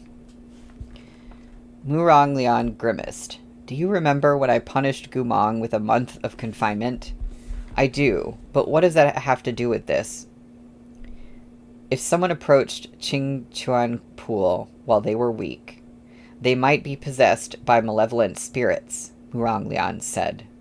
Gumong was hungry, so he knelt by the pool. He even tried to catch those fish with his bare hands. Huh? Murong Daga, how come you know about that? I know everything that happens at Luomei Pavilion. Murong Lian cleared his throat. Gumong trying to catch fish attracted the attention of the sword spirit Li Qingqian, who was suppressed inside the pool. So Li Qingqian temporarily took over his body. Ah, Yue Chunqing said. Then Li Qingqian triggered the malevolent qi in Gumong's heart and made him go on a rampage? No, Murong Lian said. He wasn't able to, at the time. He was extremely weak and couldn't possess Gumong for long. The only sort of vessel he could occupy long-term would be feeble, on the brink of death. Gumong was merely hungry. His gaze was sharp. So Li Qingqian used the limited time he had to do one thing. What thing? He severely injured someone. Oh, that cook. Exactly, Murong Lian said, his voice chill and eerie.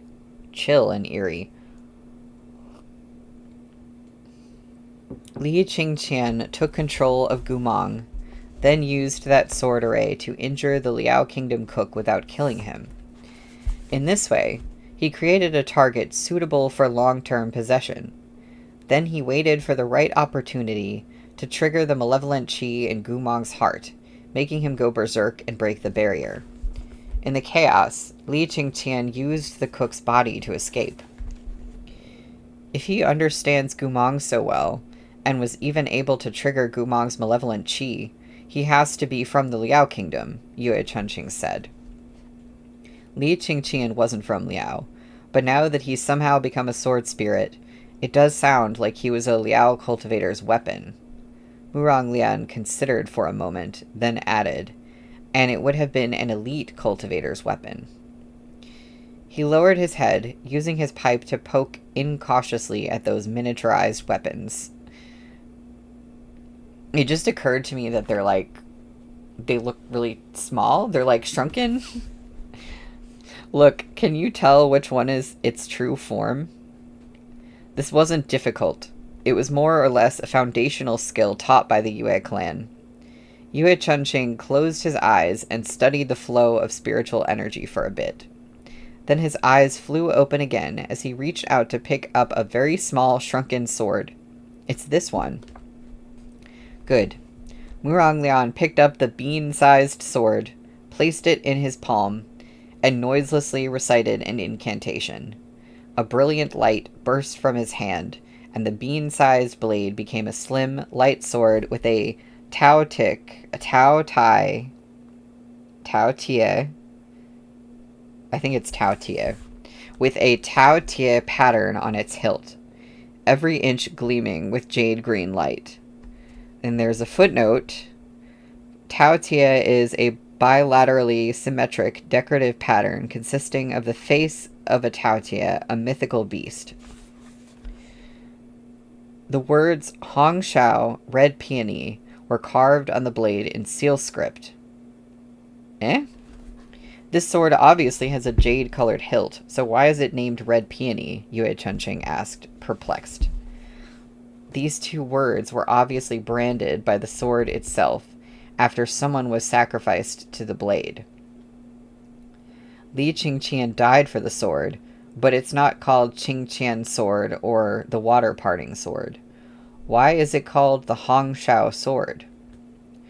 Don't worry about why, Murong Lian said. Destroy the blade first. Destroy it? Yue Chunqing sputtered and shook his head. No, that's too hard.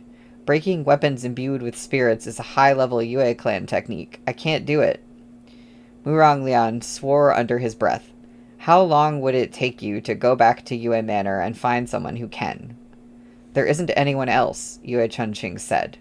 That technique is too dangerous, so my dad doesn't pass it on to just anyone, and he isn't even in the capital right now. Then what about your Bofu? Which has a footnote, father's elder brother. He doesn't know how. What about your fourth uncle? Yue Chunqing felt wronged. You know what he's like. He never pays any attention to me. Even if he were in the capital, I wouldn't know where to find him." "On and on with all these excuses," Muranglian said angrily. "All this whining, and we're still stuck with you. However rubbish you are, you're up." Only when one requires knowledge in real life does one regret their previous lack of learning. As of now, Li Qingqian had been identified as a sword spirit, but whether he would let them leave alive was still up for debate. Even if they managed to escape, it would be for naught if they couldn't then destroy this Hongshao sword. Yue Chunqing could only grimace. "Okay then, I'll try. But in case I fail, could you—" "Don't worry, I'll definitely disembowel you if you fail," Muranglian said darkly. Yue Chunqing went quiet. It was just as Yue Chunqing said. Destroying an ordinary weapon wasn't difficult. Find a strong man who could break boulders over his chest and have him bend it in half, and that would be the end of it.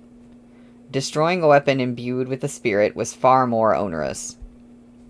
Yue Chunqing bit his fingertip hard enough to draw blood, put Hongshao on the ground, and began to draw a talisman around it. The talisman was terribly complicated, and he didn't remember it with that much clarity to begin with, which meant he had to fix it again and again. Watching this, Muranglian grew profoundly impatient. "Are you done yet? Don't rush me. The more you rush me, the more mistakes I'll make." Boy, is that relatable. "Hurry up. I want to go home and smoke." Now that Muranglian was craving ephemera, his expression became more and more unsightly, the rims of his eyes faintly reddening as a sickly flush suffused his pale face. He lowered his head to look at his pipe, only to see another filthy Jiangshi bloodstain he hadn't wiped clean. He found himself feeling even more disgusted as he closed his eyes and leaned to the side.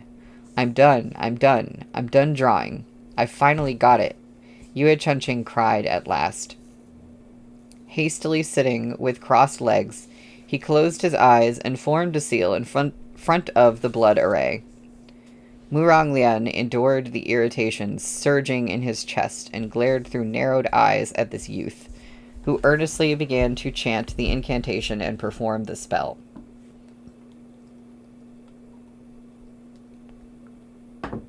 As Yue Chunqing recited, the array on the ground glowed with gentle white light, as if wisps of immortal qi were enclosing Hongshao. "Thy blood fills the furnace, thy bones become the blade." The glow grew steadily brighter, and Hongshao emitted a sharp shriek from within the array and shuddered slightly. This sword of water's gleam was once a yearning dream. Li Qingqian obviously felt something strange happening from his end of the cave. He spun around, his face a rictus of fury as he gnashed his teeth. "That rascal from the Yue clan, ruining my work." He made to fly over and attack, but was stopped by Moshi's sword. Li Qingqian grew even more furious. "Move aside, or else." His water-parting sword maneuvers were so fast they merged into a ghostly blur, but nevertheless he could not escape. The clanging of metal and the flying of sparks filled the dim cave. In desperation, Li Qingqian threw his head back and shrieked, a massive cloud of black miasma exploding from his chest. The black qi coalesced into a hissing spiritual talisman in his palm and shot toward Gumong. This was the highest level of demon summoning talisman of the Liao kingdom. No more than 10 people in all of Liao were versed in its use. The talisman burst in mid-air to become hundreds of flying arrows wreathed in plumes of demonic qi. They flew hissing in Gumong's direction. Just as they were about to pierce the barrier around him, Moshi leapt through the air to land in front of Gumong. Holding the Shuairan sword straight up in front of him, he twisted the blade, light illuminating his features. "Lotus snake formation, opened," Moshi bellowed. Shuairan's sword forms scattered into thousands of motes of red light in his hands, blossoming like lush lotus flowers. Each fragment of the sword landed in the form of a snake with gleaming scales, which launched into the air and tore Li Qingqian's talisman apart. Yet at that moment, Li Qingqian jumped behind Gumang, concentrating the sword chi around him to blast a hole through the protective barrier. Mo Shi whipped around and kicked Li Qingqian square in the chest. Li Qingqian spit out a mouthful of filthy blood, but at the last second, he used what remained of his strength to mercilessly implant the demon-summoning talisman within Gumang's chest. Gumang's clear blue eyes snapped open. The malevolent chi in his body immediately and explosively increased. Mo Shi tensed. Gumang, thy blood fills the furnace, thy bones become the blade. This sword of water's gleam was once a yearning dream. On the other side of the cave, Yue Chunqing's incantation was like a curse encircling Li Qingqian. Panting, Li Qingqian's face paled further, but he staggered to his feet with the hand pressed to his heart. He threw his head back in laughter. No matter how you try to suppress him, Li Qingqian panted, you're no match for the control that the Liao Kingdom's demon-summoning talisman exerts. He swallowed a mouthful of bloody spittle, eyes crimson. Gumang, come. Greenish tendons protruded from Gumang's wrists. With an explosive boom, he burst free from the bamboo warrior's immortal binding ropes. In the next breath, a wisp of black chi flew out from his forehead and reduced Yue Chunqing's immobility talisman to ashes. Gumang looked up through those blue, lupine eyes and tore apart the last and thickest loop of immortal binding rope, which had been wound around his waist. He strode toward Li Qingqian and knelt before him, awaiting orders. Li Qingqian clenched his jaw and pointed at Mo Shi. Kill him. Understood. The demon-summoning talisman demanded a terrifying quantity of spiritual energy from its caster, so in controlling Gumang thus far, Li Qingqian had used only ordinary techniques to awaken Gumang's demonic chi. The rest would hang on this moment. No matter how high the cost, Li Qingqian had to rely on Gumang for this final salvo. Malevolent chi swirled around Gumang's body, the blue of his eyes so bright they glowed nearly white. A colossal blaze in the shape of a wolf's head flared to life behind him. The bamboo warrior creaked as it readied. Gumang lifted a hand and, without so much as a twitch of his finger, sent the bamboo warrior that had sought to launch a sneak attack flying into the wall of stone. Those blue eyes reflected Mo Shi's black figure. Pausing, he dully repeated his orders. Kill you. He shot forward to attack. While Mo Shi had his hands full fending off Gumang, Li Qingqian seized his chance to leap behind a stone formation. His expression was livid. He looked like he wanted to wring Yue Chunqing's neck into a fountain of blood. Murong Lian had, of course, noticed this series of events. Even though Li Qingqian's abilities outclassed his own, the sword spirit had expended too much energy and was faltering like an arrow at the end of its flight. Facing him wouldn't be out of the question. Hurry up, I'll stall him, Murong Lian said to Yue Chunqing. Talisman that transformed instantaneously into its eponymous demons. They rose from the ground, one after another, to tear into Li Qingqian. The sword subsumes thy soul. My bidding lights thy way. Yue Chunqing had reached the end of his incantation. Black water spilled forth from Hong Shao's blade to pool around the blood array. On the other side of the rocks, Li Qingqian swept away the charging horde of demons with a flick of his sword and leapt toward Muranglian. His sword technique had once been terrifyingly powerful, but at this precise moment, a shudder ran through him. Shuairan's tip struck Li Qingqian's wrist, and his blade fell clinging to the ground. If his sword spirit's true form was destroyed, they were instantly annihilated, no matter how strong they had been. Li Qingqian was certainly aware of this crucial fact. The only reason he had eaten the hearts of cultivators to supplement his cultivation and remained in Changhua all this time had been to find a way to reclaim his true form from Muranglian. But Muranglian had been too well guarded. Li Qingqian had been utterly unable to get close to him. On top of that, no matter how many people he'd eaten or souls he'd absorbed, the seal on the Hongshao sword prevented him from merging with the blade and accessing his true powers. That was why he had used demonic curses to lure Gumong out of his prison. He'd wanted to use him to steal back Hongshao. But who could have known? Li Qingqian had prepared for thousands of contingencies, but he'd never anticipated that Shihajun would leave a tracker on Gumong that would allow him to chase him down so quickly. Li Qingqian's eyes were scarlet, and his chest heaved as he howled in outrage. I can't die, and no one can stop me. It's no use. He shouted this over and over, but his spirit form could hold on no longer. He fell to his knees, his hands bracing him over the ground. Fucking hell. Among his 3 pursuers, why did one of them have to be a descendant of an aristocratic artificer clan? This was truly... As Li Qingqian thought, wild laughter bubbled up from his throat, the sound indescribably distorted and hateful. Come to think of it, no matter whether he'd fought for good or for evil, whether he'd persevered among the righteous path or fallen into a den of demons, the heavens had never once treated him with mercy. And what of that saying? I decide my fate, not the heavens.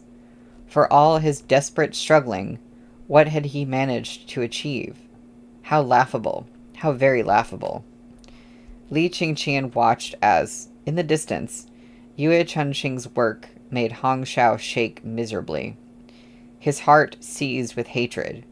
His struggle and descent into depravity over the past few years, the blood that had soaked him through. The memories came back against his will, one after another. Li Qingqian was filled with a sudden, dogged refusal to accept this outcome. Gumong, he shouted. Come, take the sword. Gumong was fighting intensely with Moshi nearby. As the shout resonated throughout the entire cave, his blue eyes shifted. He turned to rush toward Li Qingqian, but Moshi grabbed his shoulder and held him. Gumong looked back at him. I'm taking the sword, he said coldly. I don't want you. Oh, if that is what the chapter title is, Meat Bun, how dare you? What he meant was that his current mission had become taking the sword rather than killing Moshi. Moshi still didn't let go, and Gumong's eyes narrowed further as his tone grew more clipped. I don't want you. Those blue eyes, paired with the way he bit his lip in frustration as he said something so suggestive and willful, I don't want you. Moshi knew that Gumong didn't mean anything by it, but a fire blazed to life in his chest nonetheless. He threw up a hand to cover Gumong's face, refusing to even look at him. Is it your choice to want me or not? Let go. You want to take the sword and not me, right? Yes, Gumong said.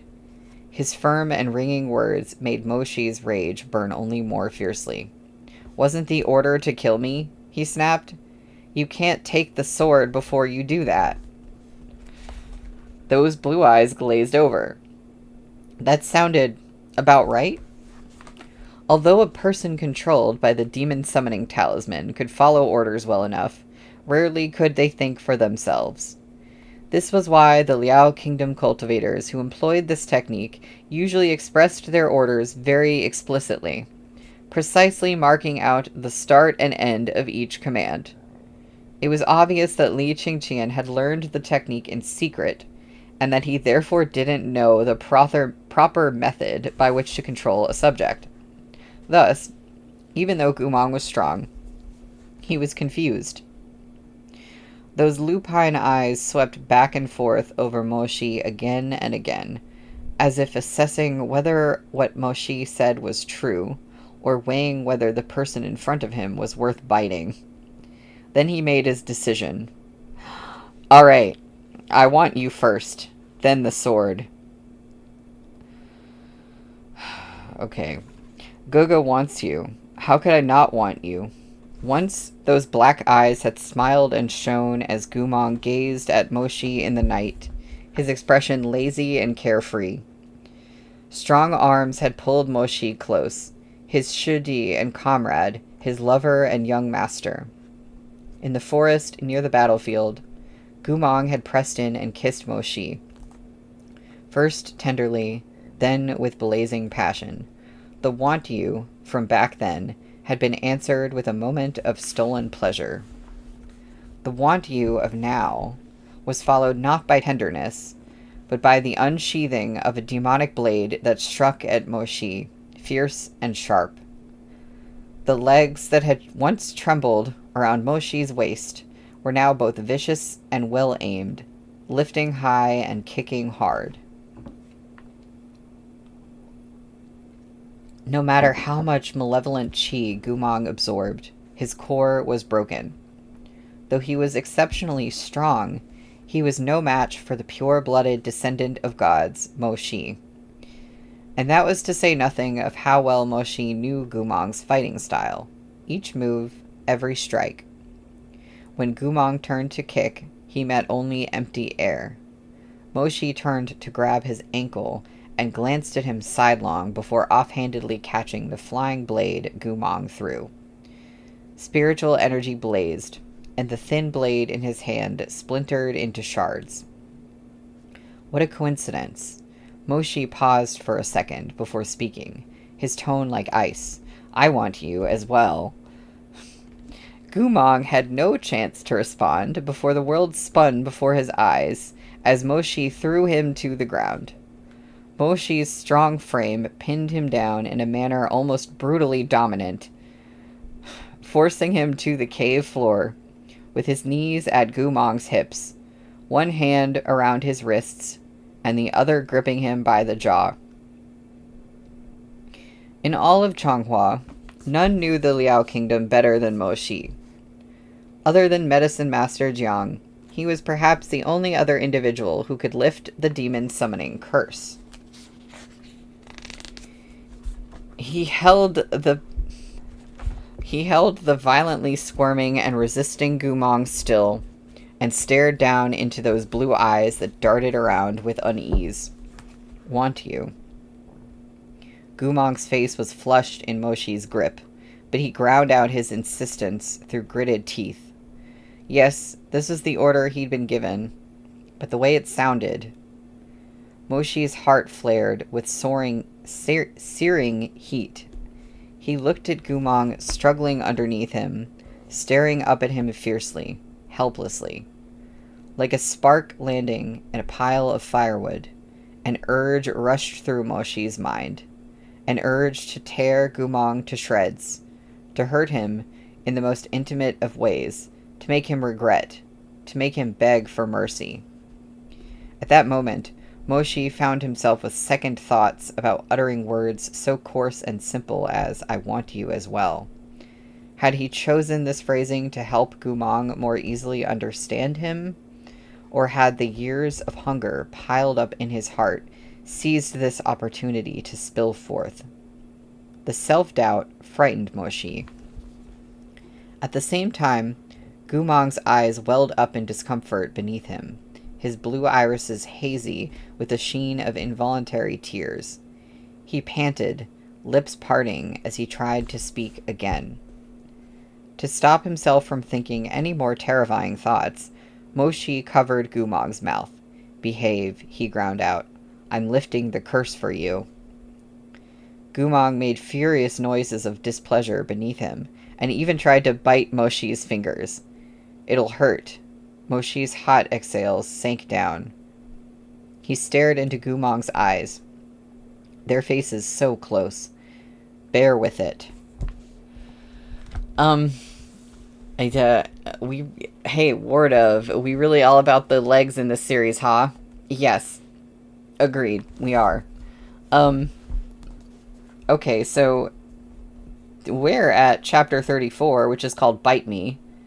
It's 4:59, but like I said, I was willing to go over so we could finish the book, and this is, I think, the very last chapter. So to me, it only makes sense to just go ahead and do chapter 34, and then on Wednesday, we will be starting book 2. So, if everyone's cool with that. Yay! Okay, cool. Awesome. Just as Moshi promised, being freed from the demon summoning talisman was extremely painful, like having thousands of thorny brambles pulled from one's flesh. Gumong tried to bear it silently at first, but by the time Moshi had recited half the incantation, he could no longer endure.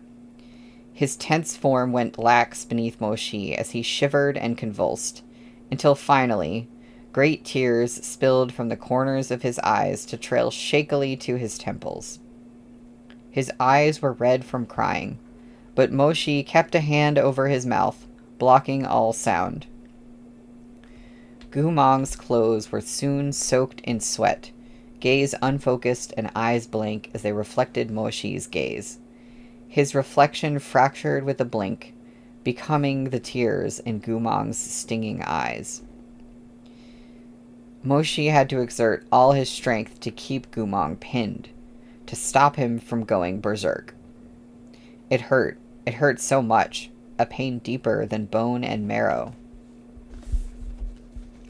Moshi found the sight of Gumong's quivering lashes so difficult to bear that it frightened him.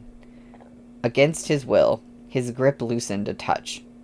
In that momentary slack, Gumong struggled away from the hand muzzling him.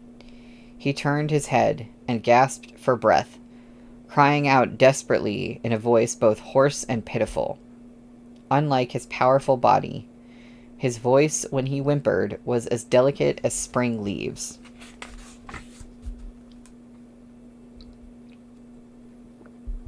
In truth, Gumong had cried like this before, but no one else knew when. Only Moshi had heard it, in their bed. And here's the chapter title. "Bite Me," Moshi murmured. Gumong didn't understand. He was deaf to anything Moshi said. Moshi took a deep breath, pushing aside his unease, and bent down. At this angle, he knew Gumong would reflexively bite his shoulder. Gumong's canines were terribly sharp. They'd broken skin many times in the past, to the point where the scars he'd left still hadn't faded and might not ever. Same old spot. Go ahead and bite, thought Moshi. Ruthlessly, he continued to chant. This short respite, followed by even worse pain, made Gumong flinch, body going taut as he gasped hoarsely once more. Caught between maddening frustration and breaking down completely, he instinctively opened his mouth and sank his teeth into Moshi's shoulder. His entire body was soaked in sweat. He spasmed and shook in Moshi's arms. The closer the incantation came to completion, the more unbearable the pain became. By the end, Gumong could no longer keep his jaw clamped down on Moshi's shoulder. He abruptly let go and tilted his face away, gasping raggedly. Sweat beaded his skin. his eyes so teary they resembled storm-swept seas. He finally spoke. "It hurts." This was the first time since Moshi's return to Chonghua, the first time since their reunion, that Gumong had expressed himself with such undisguised emotion. "I hurt." Moshi's chest tightened. That heart, once stabbed and never the same, throbbed and ached violently within his ribs. He gazed into Gumong's eyes. Gumong had collapsed, limp in his arms. Moshi had a sudden, irrepressible urge to press his head to Gumong's clammy forehead, like he had long ago, before anything had broken beyond repair. To caress Gumong's sweat-soaked brow and tell him, "Don't worry, you'll be all right once the curse is broken. I'll stay with you. I'll stay with you." But as Moshi lowered his face, as he drew close, he at once remembered all that had happened. All that could never be undone. He remembered that Murong Lien and the others were separated from them by merely a stone wall. If he didn't quickly release Gumong from the demon-summoning talisman, this mess would become even harder to resolve. Jerking himself awake, Moshi turned away and blinked his eyes a few times, continuing to chant. It was the last piece, only the last piece. He felt a sudden pain at his neck. It was Gumong, so weak he could no longer bite. Sorry, my... Oh! Hello? Can y'all see me? Did my video just, like, go out? Oh no, okay. I've gotten blurry, but, like, am I just... Okay, you can hear me. I don't know why I did that.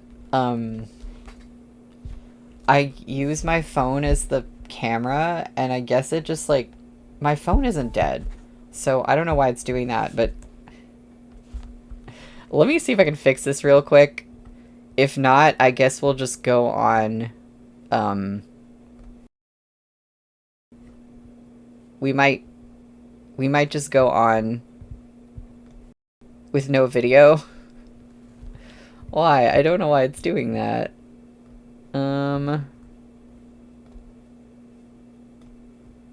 There's one thing I can do. Wait, okay.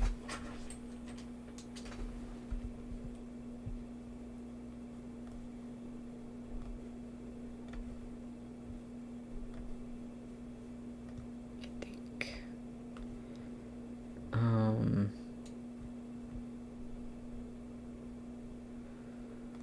Okay, that's weird. Okay, I think it'll just be talking. Yeah, now now it's black. I can't figure out how to fix this right now, so I think you'll just hear my voice for the rest of this. Okay. And I don't know where we were.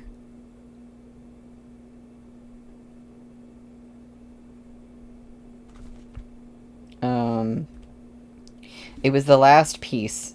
Only the last piece. He felt a sudden pain at his neck. It was Gumong, so weak he could no longer bite into Moshi's shoulder, longingly opening his mouth to sink his teeth into something softer instead.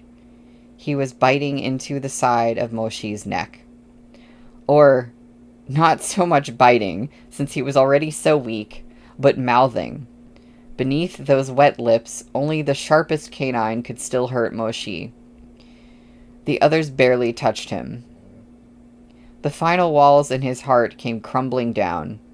Moshi closed his eyes, just this once, only this once. Heedless of whoever might see them, uncaring of what they would think, unbothered even by all that had happened between himself and Gumong. Their deep and bloody hatred. Moshi lifted his hand to cradle the back of Gumong's head and let him bite. He stroked Gumong's hair, softly coaxing him. It's okay. It's okay. It's all over now. all over now. The pain was over. If only their deaths and hatred could be so easily cast away. If only the chasm between them could be closed as quickly as the end of this agony. If only. He held and comforted the trembling man in his arms. No one saw. Even Moshi himself was unwilling to bear witness, closing his eyes before gently laying a kiss at the top of Gumong's head. If only all the suffering in the world could end, too. If only. Released from the curse, Gumong drifted into slumber.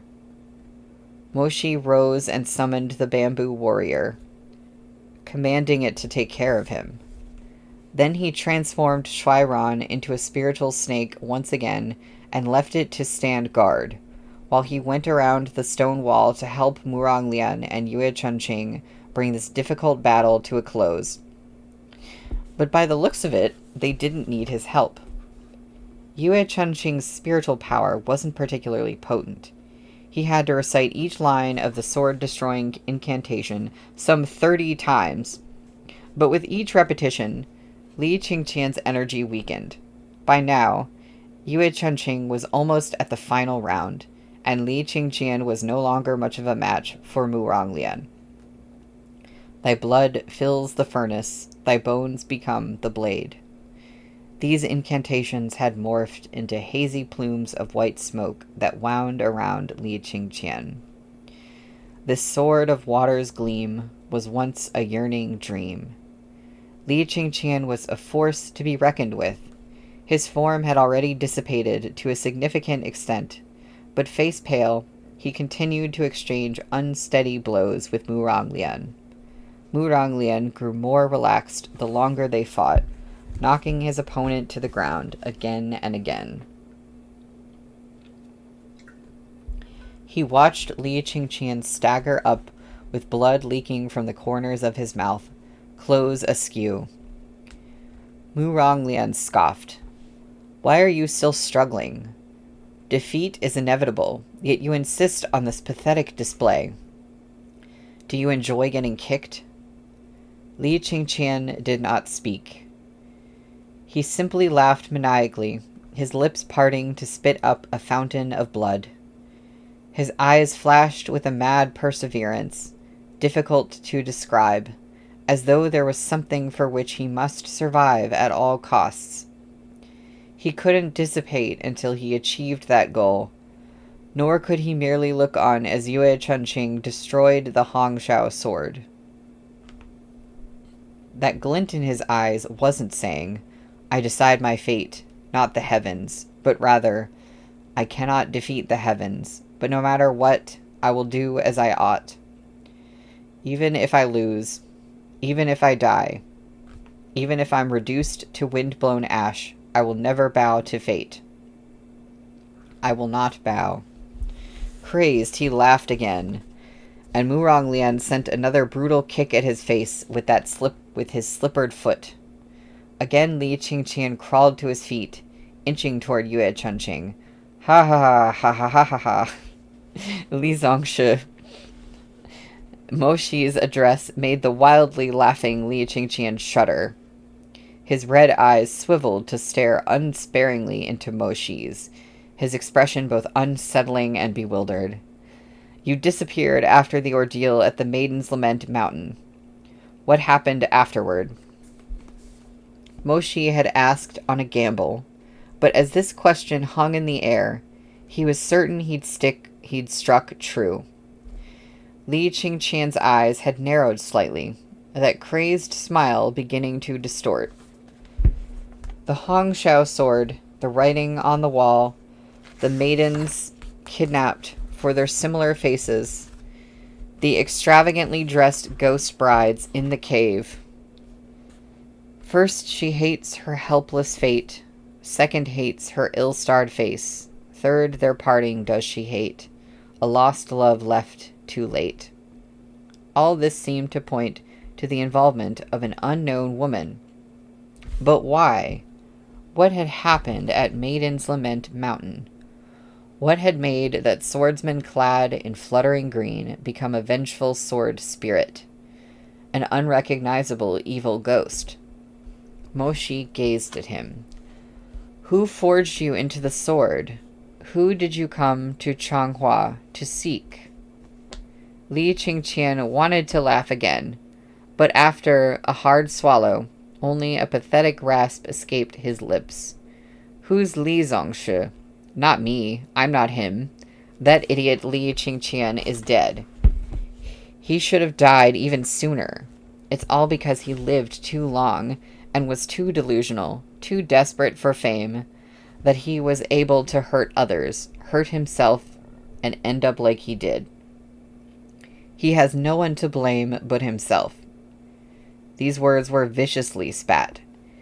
He deserved it. The sword spirit shrieked unsteadily, malevolently. Who am I looking for? Those girls? Ha ha ha! I'm here for vengeance. I'm here to kill. I'm going to kill. Li Qingqian's screams grew more hateful, but glimmering light rose from the surface of his body. With Yue Chunqing's last chant, he would become but ashes on the wind, together with his secrets. Rest not in this holy sword. Return thyself to the earthly world, Yue Chunqing finished. Hong Shao jerked, a jade-green light shining from the blade. Yue Chunqing's eyes snapped open. Mu Ronglian, leaning against a stone pillar, realized at once that something had gone wrong. What happened? What's with that damn sword? Yue Chunqing had never been in this kind of situation before and anxiously chanted again. Rest not in this holy sword. Return thyself to the earthly... Ah! Hong Shao suddenly stopped shaking, and the pool of black water surrounding it rushed back into the blade at frightening speed. No, Yue Chunqing cried. It's going to break free. He was still speaking when he heard the boom of an explosion, and his vision went dark. The waves of qi sent up by the blast flung him violently away. Yue Chunqing smashed into a stone wall and spit up a mouthful of blood. Yue Chunqing looked up in panic, only to see that Hong Shao had flown straight up into the middle of the bloody fight. It emitted a dazzling green light from within a cloud of black smoke, illuminating Yue Chunqing and Mu Ronglian's pallid faces. Mu Ronglian clung to the wall for balance, grinding his teeth. This is... Yue Chunqing cried out, his voice breaking. The sword-destroying incantation backfired. It broke the seal. Murong Daga, come quick, come stop it. Was there any need for Yue Chunqing to say it? Murong Lian swept over and attempted to use his Qian Kun pouch to contain it again. But Yue Chunqing's final mistake had freed Hong Shao of its restraints. This time, its strength and resentment were formidably strong. It sent out a burst of sharp sword energy that struck down Mu Ronglian before flying into Li Qingqian's hand. Yue Chunqing! Mu Ronglian opened his mouth and spat. You useless fool! Didn't I already say I was useless? That I didn't know how to do it? Yue Chunqing wailed dejectedly. You're the one who made me try.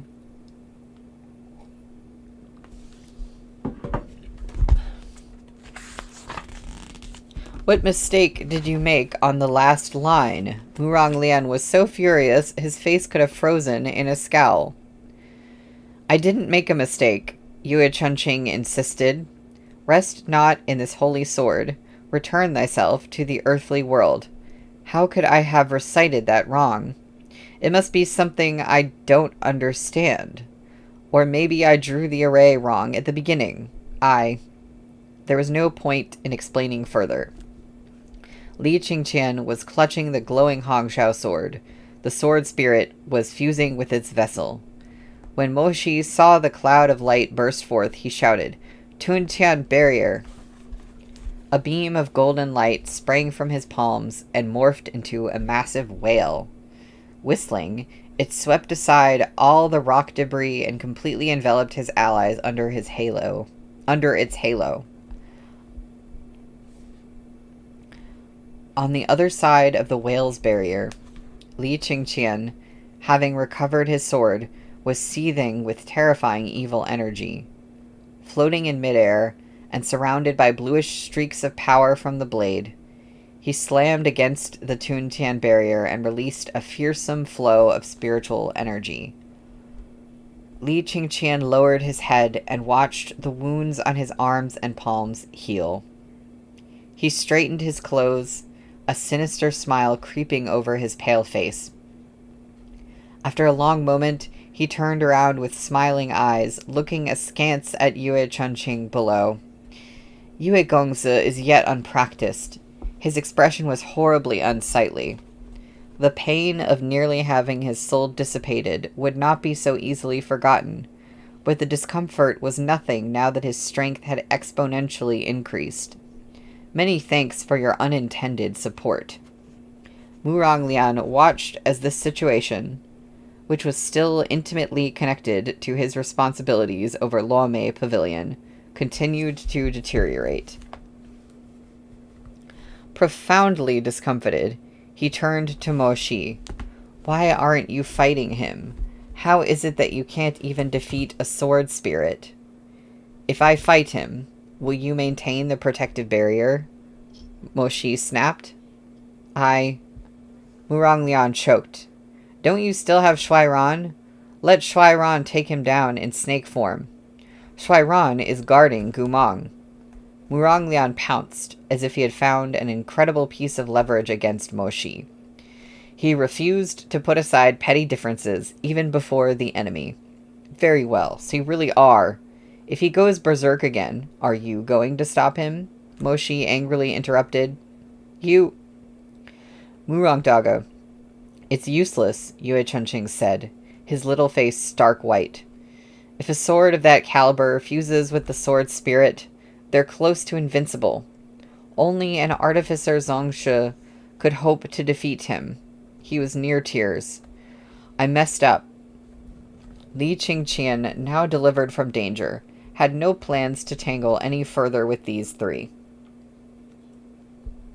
He was determined to swiftly break away in order to complete his unknown mission. Raising his hand, he cast a powerful sword glare barrier, separating himself from Mo Shi and his allies, then lifted Hong Shao to fly out of the cave. Quickly, after him, Muranglian said.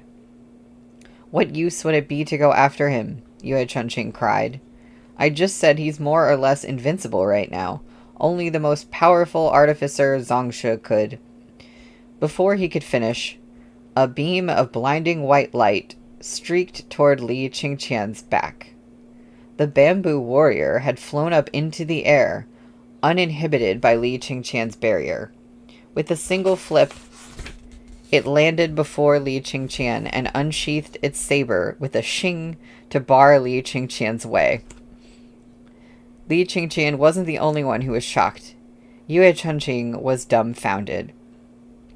Had he not said a fused sword spirit was close to invincible, and that only an artificer Zongshe with skills on par with his father could defeat it? Who is this Zongshe? The bamboo warrior? This was beyond ridiculous. Yue Chunqing's brain was a buzzing mess, until he heard the bright sound of a sword behind them. He turned to see a man soaring toward them from the cave entrance, his white robes fluttering as he rode the winds. The man's white robe was of light and graceful make, and the silver trim at his sleeves gleamed faintly. His long hair was bound by a tall jade crown, fastened with a pin, overlaid with a ribbon, the snowy silk fluttering in tandem with his sleeves. All his flowing sleeves and silks gave him a strikingly immortal aura. Though this man possessed extremely delicate features, the delicacy of his face couldn't diminish his imposing presence. An apathetic coldness was visible in his eyes, such that his Spartan elegance was not one softly tender, but rather piercingly frosty and indifferent. The white-robed cultivator briskly steered his sword to alight upon the ground, expressionlessly lifting his refined face. Those severe sword brows and majestic phoenix eyes swept across the battlefield. When his gaze landed on the bedraggled Yue Chunqing, he let out a dismissive snort. He stepped forward with a wave of his sleeves, horsetail whisk resting in the crook of his arm. Here was the ignorance of Changhua's 3 poisons. Master of the Bamboo Warrior, Murong Chu Yi. Oh, so he's a Murong. It's Chuaning's twin if Chuaning had been a twink. Okay, wait a minute. No. Hold on. That's the last line. Is that the last line? That is the last line. Also, thank you. Thank you, Blue, for posting the picture. I was about to say, let me go try to revive my camera so I can show you guys the last image. We actually ended the book on art. I don't think I've seen them do that before. That is it. I wasn't expecting there to be, like, a great Murong. A Murong we would like, maybe? But apparently. Yeah, the illustration and the description is very, like, Chuaning. Just, like, softer Chuaning. Yeah, that's it. Kind of abrupt. Yeah, that's the end. So... Okay. That was a lot to absorb. Like, even if I had stopped at 5 o'clock and we hadn't read as much, I feel like that still would have been, like, a lot of information to absorb. A lot just happened. Yeah, so Wednesday at 3, we will start Volume 2. Since we're, like, at this point, and I have the... Oh, man, my camera isn't working. Dang it. I was gonna be like, let's all gaze at the beautiful art of Volume 2, but we can't right now. I'm sorry. But I had so much fun with this. Even though this book started very dark and kind of somber and depressing, I had, like, a lot of fun reading this. The suspense is great. And I can't wait to find out what happens on Wednesday. So I will see y'all, hopefully literally, with my camera actually working, on Wednesday at 3. Y'all have a great rest of your Monday, or a great night, whatever time it is for you. I'll see y'all soon.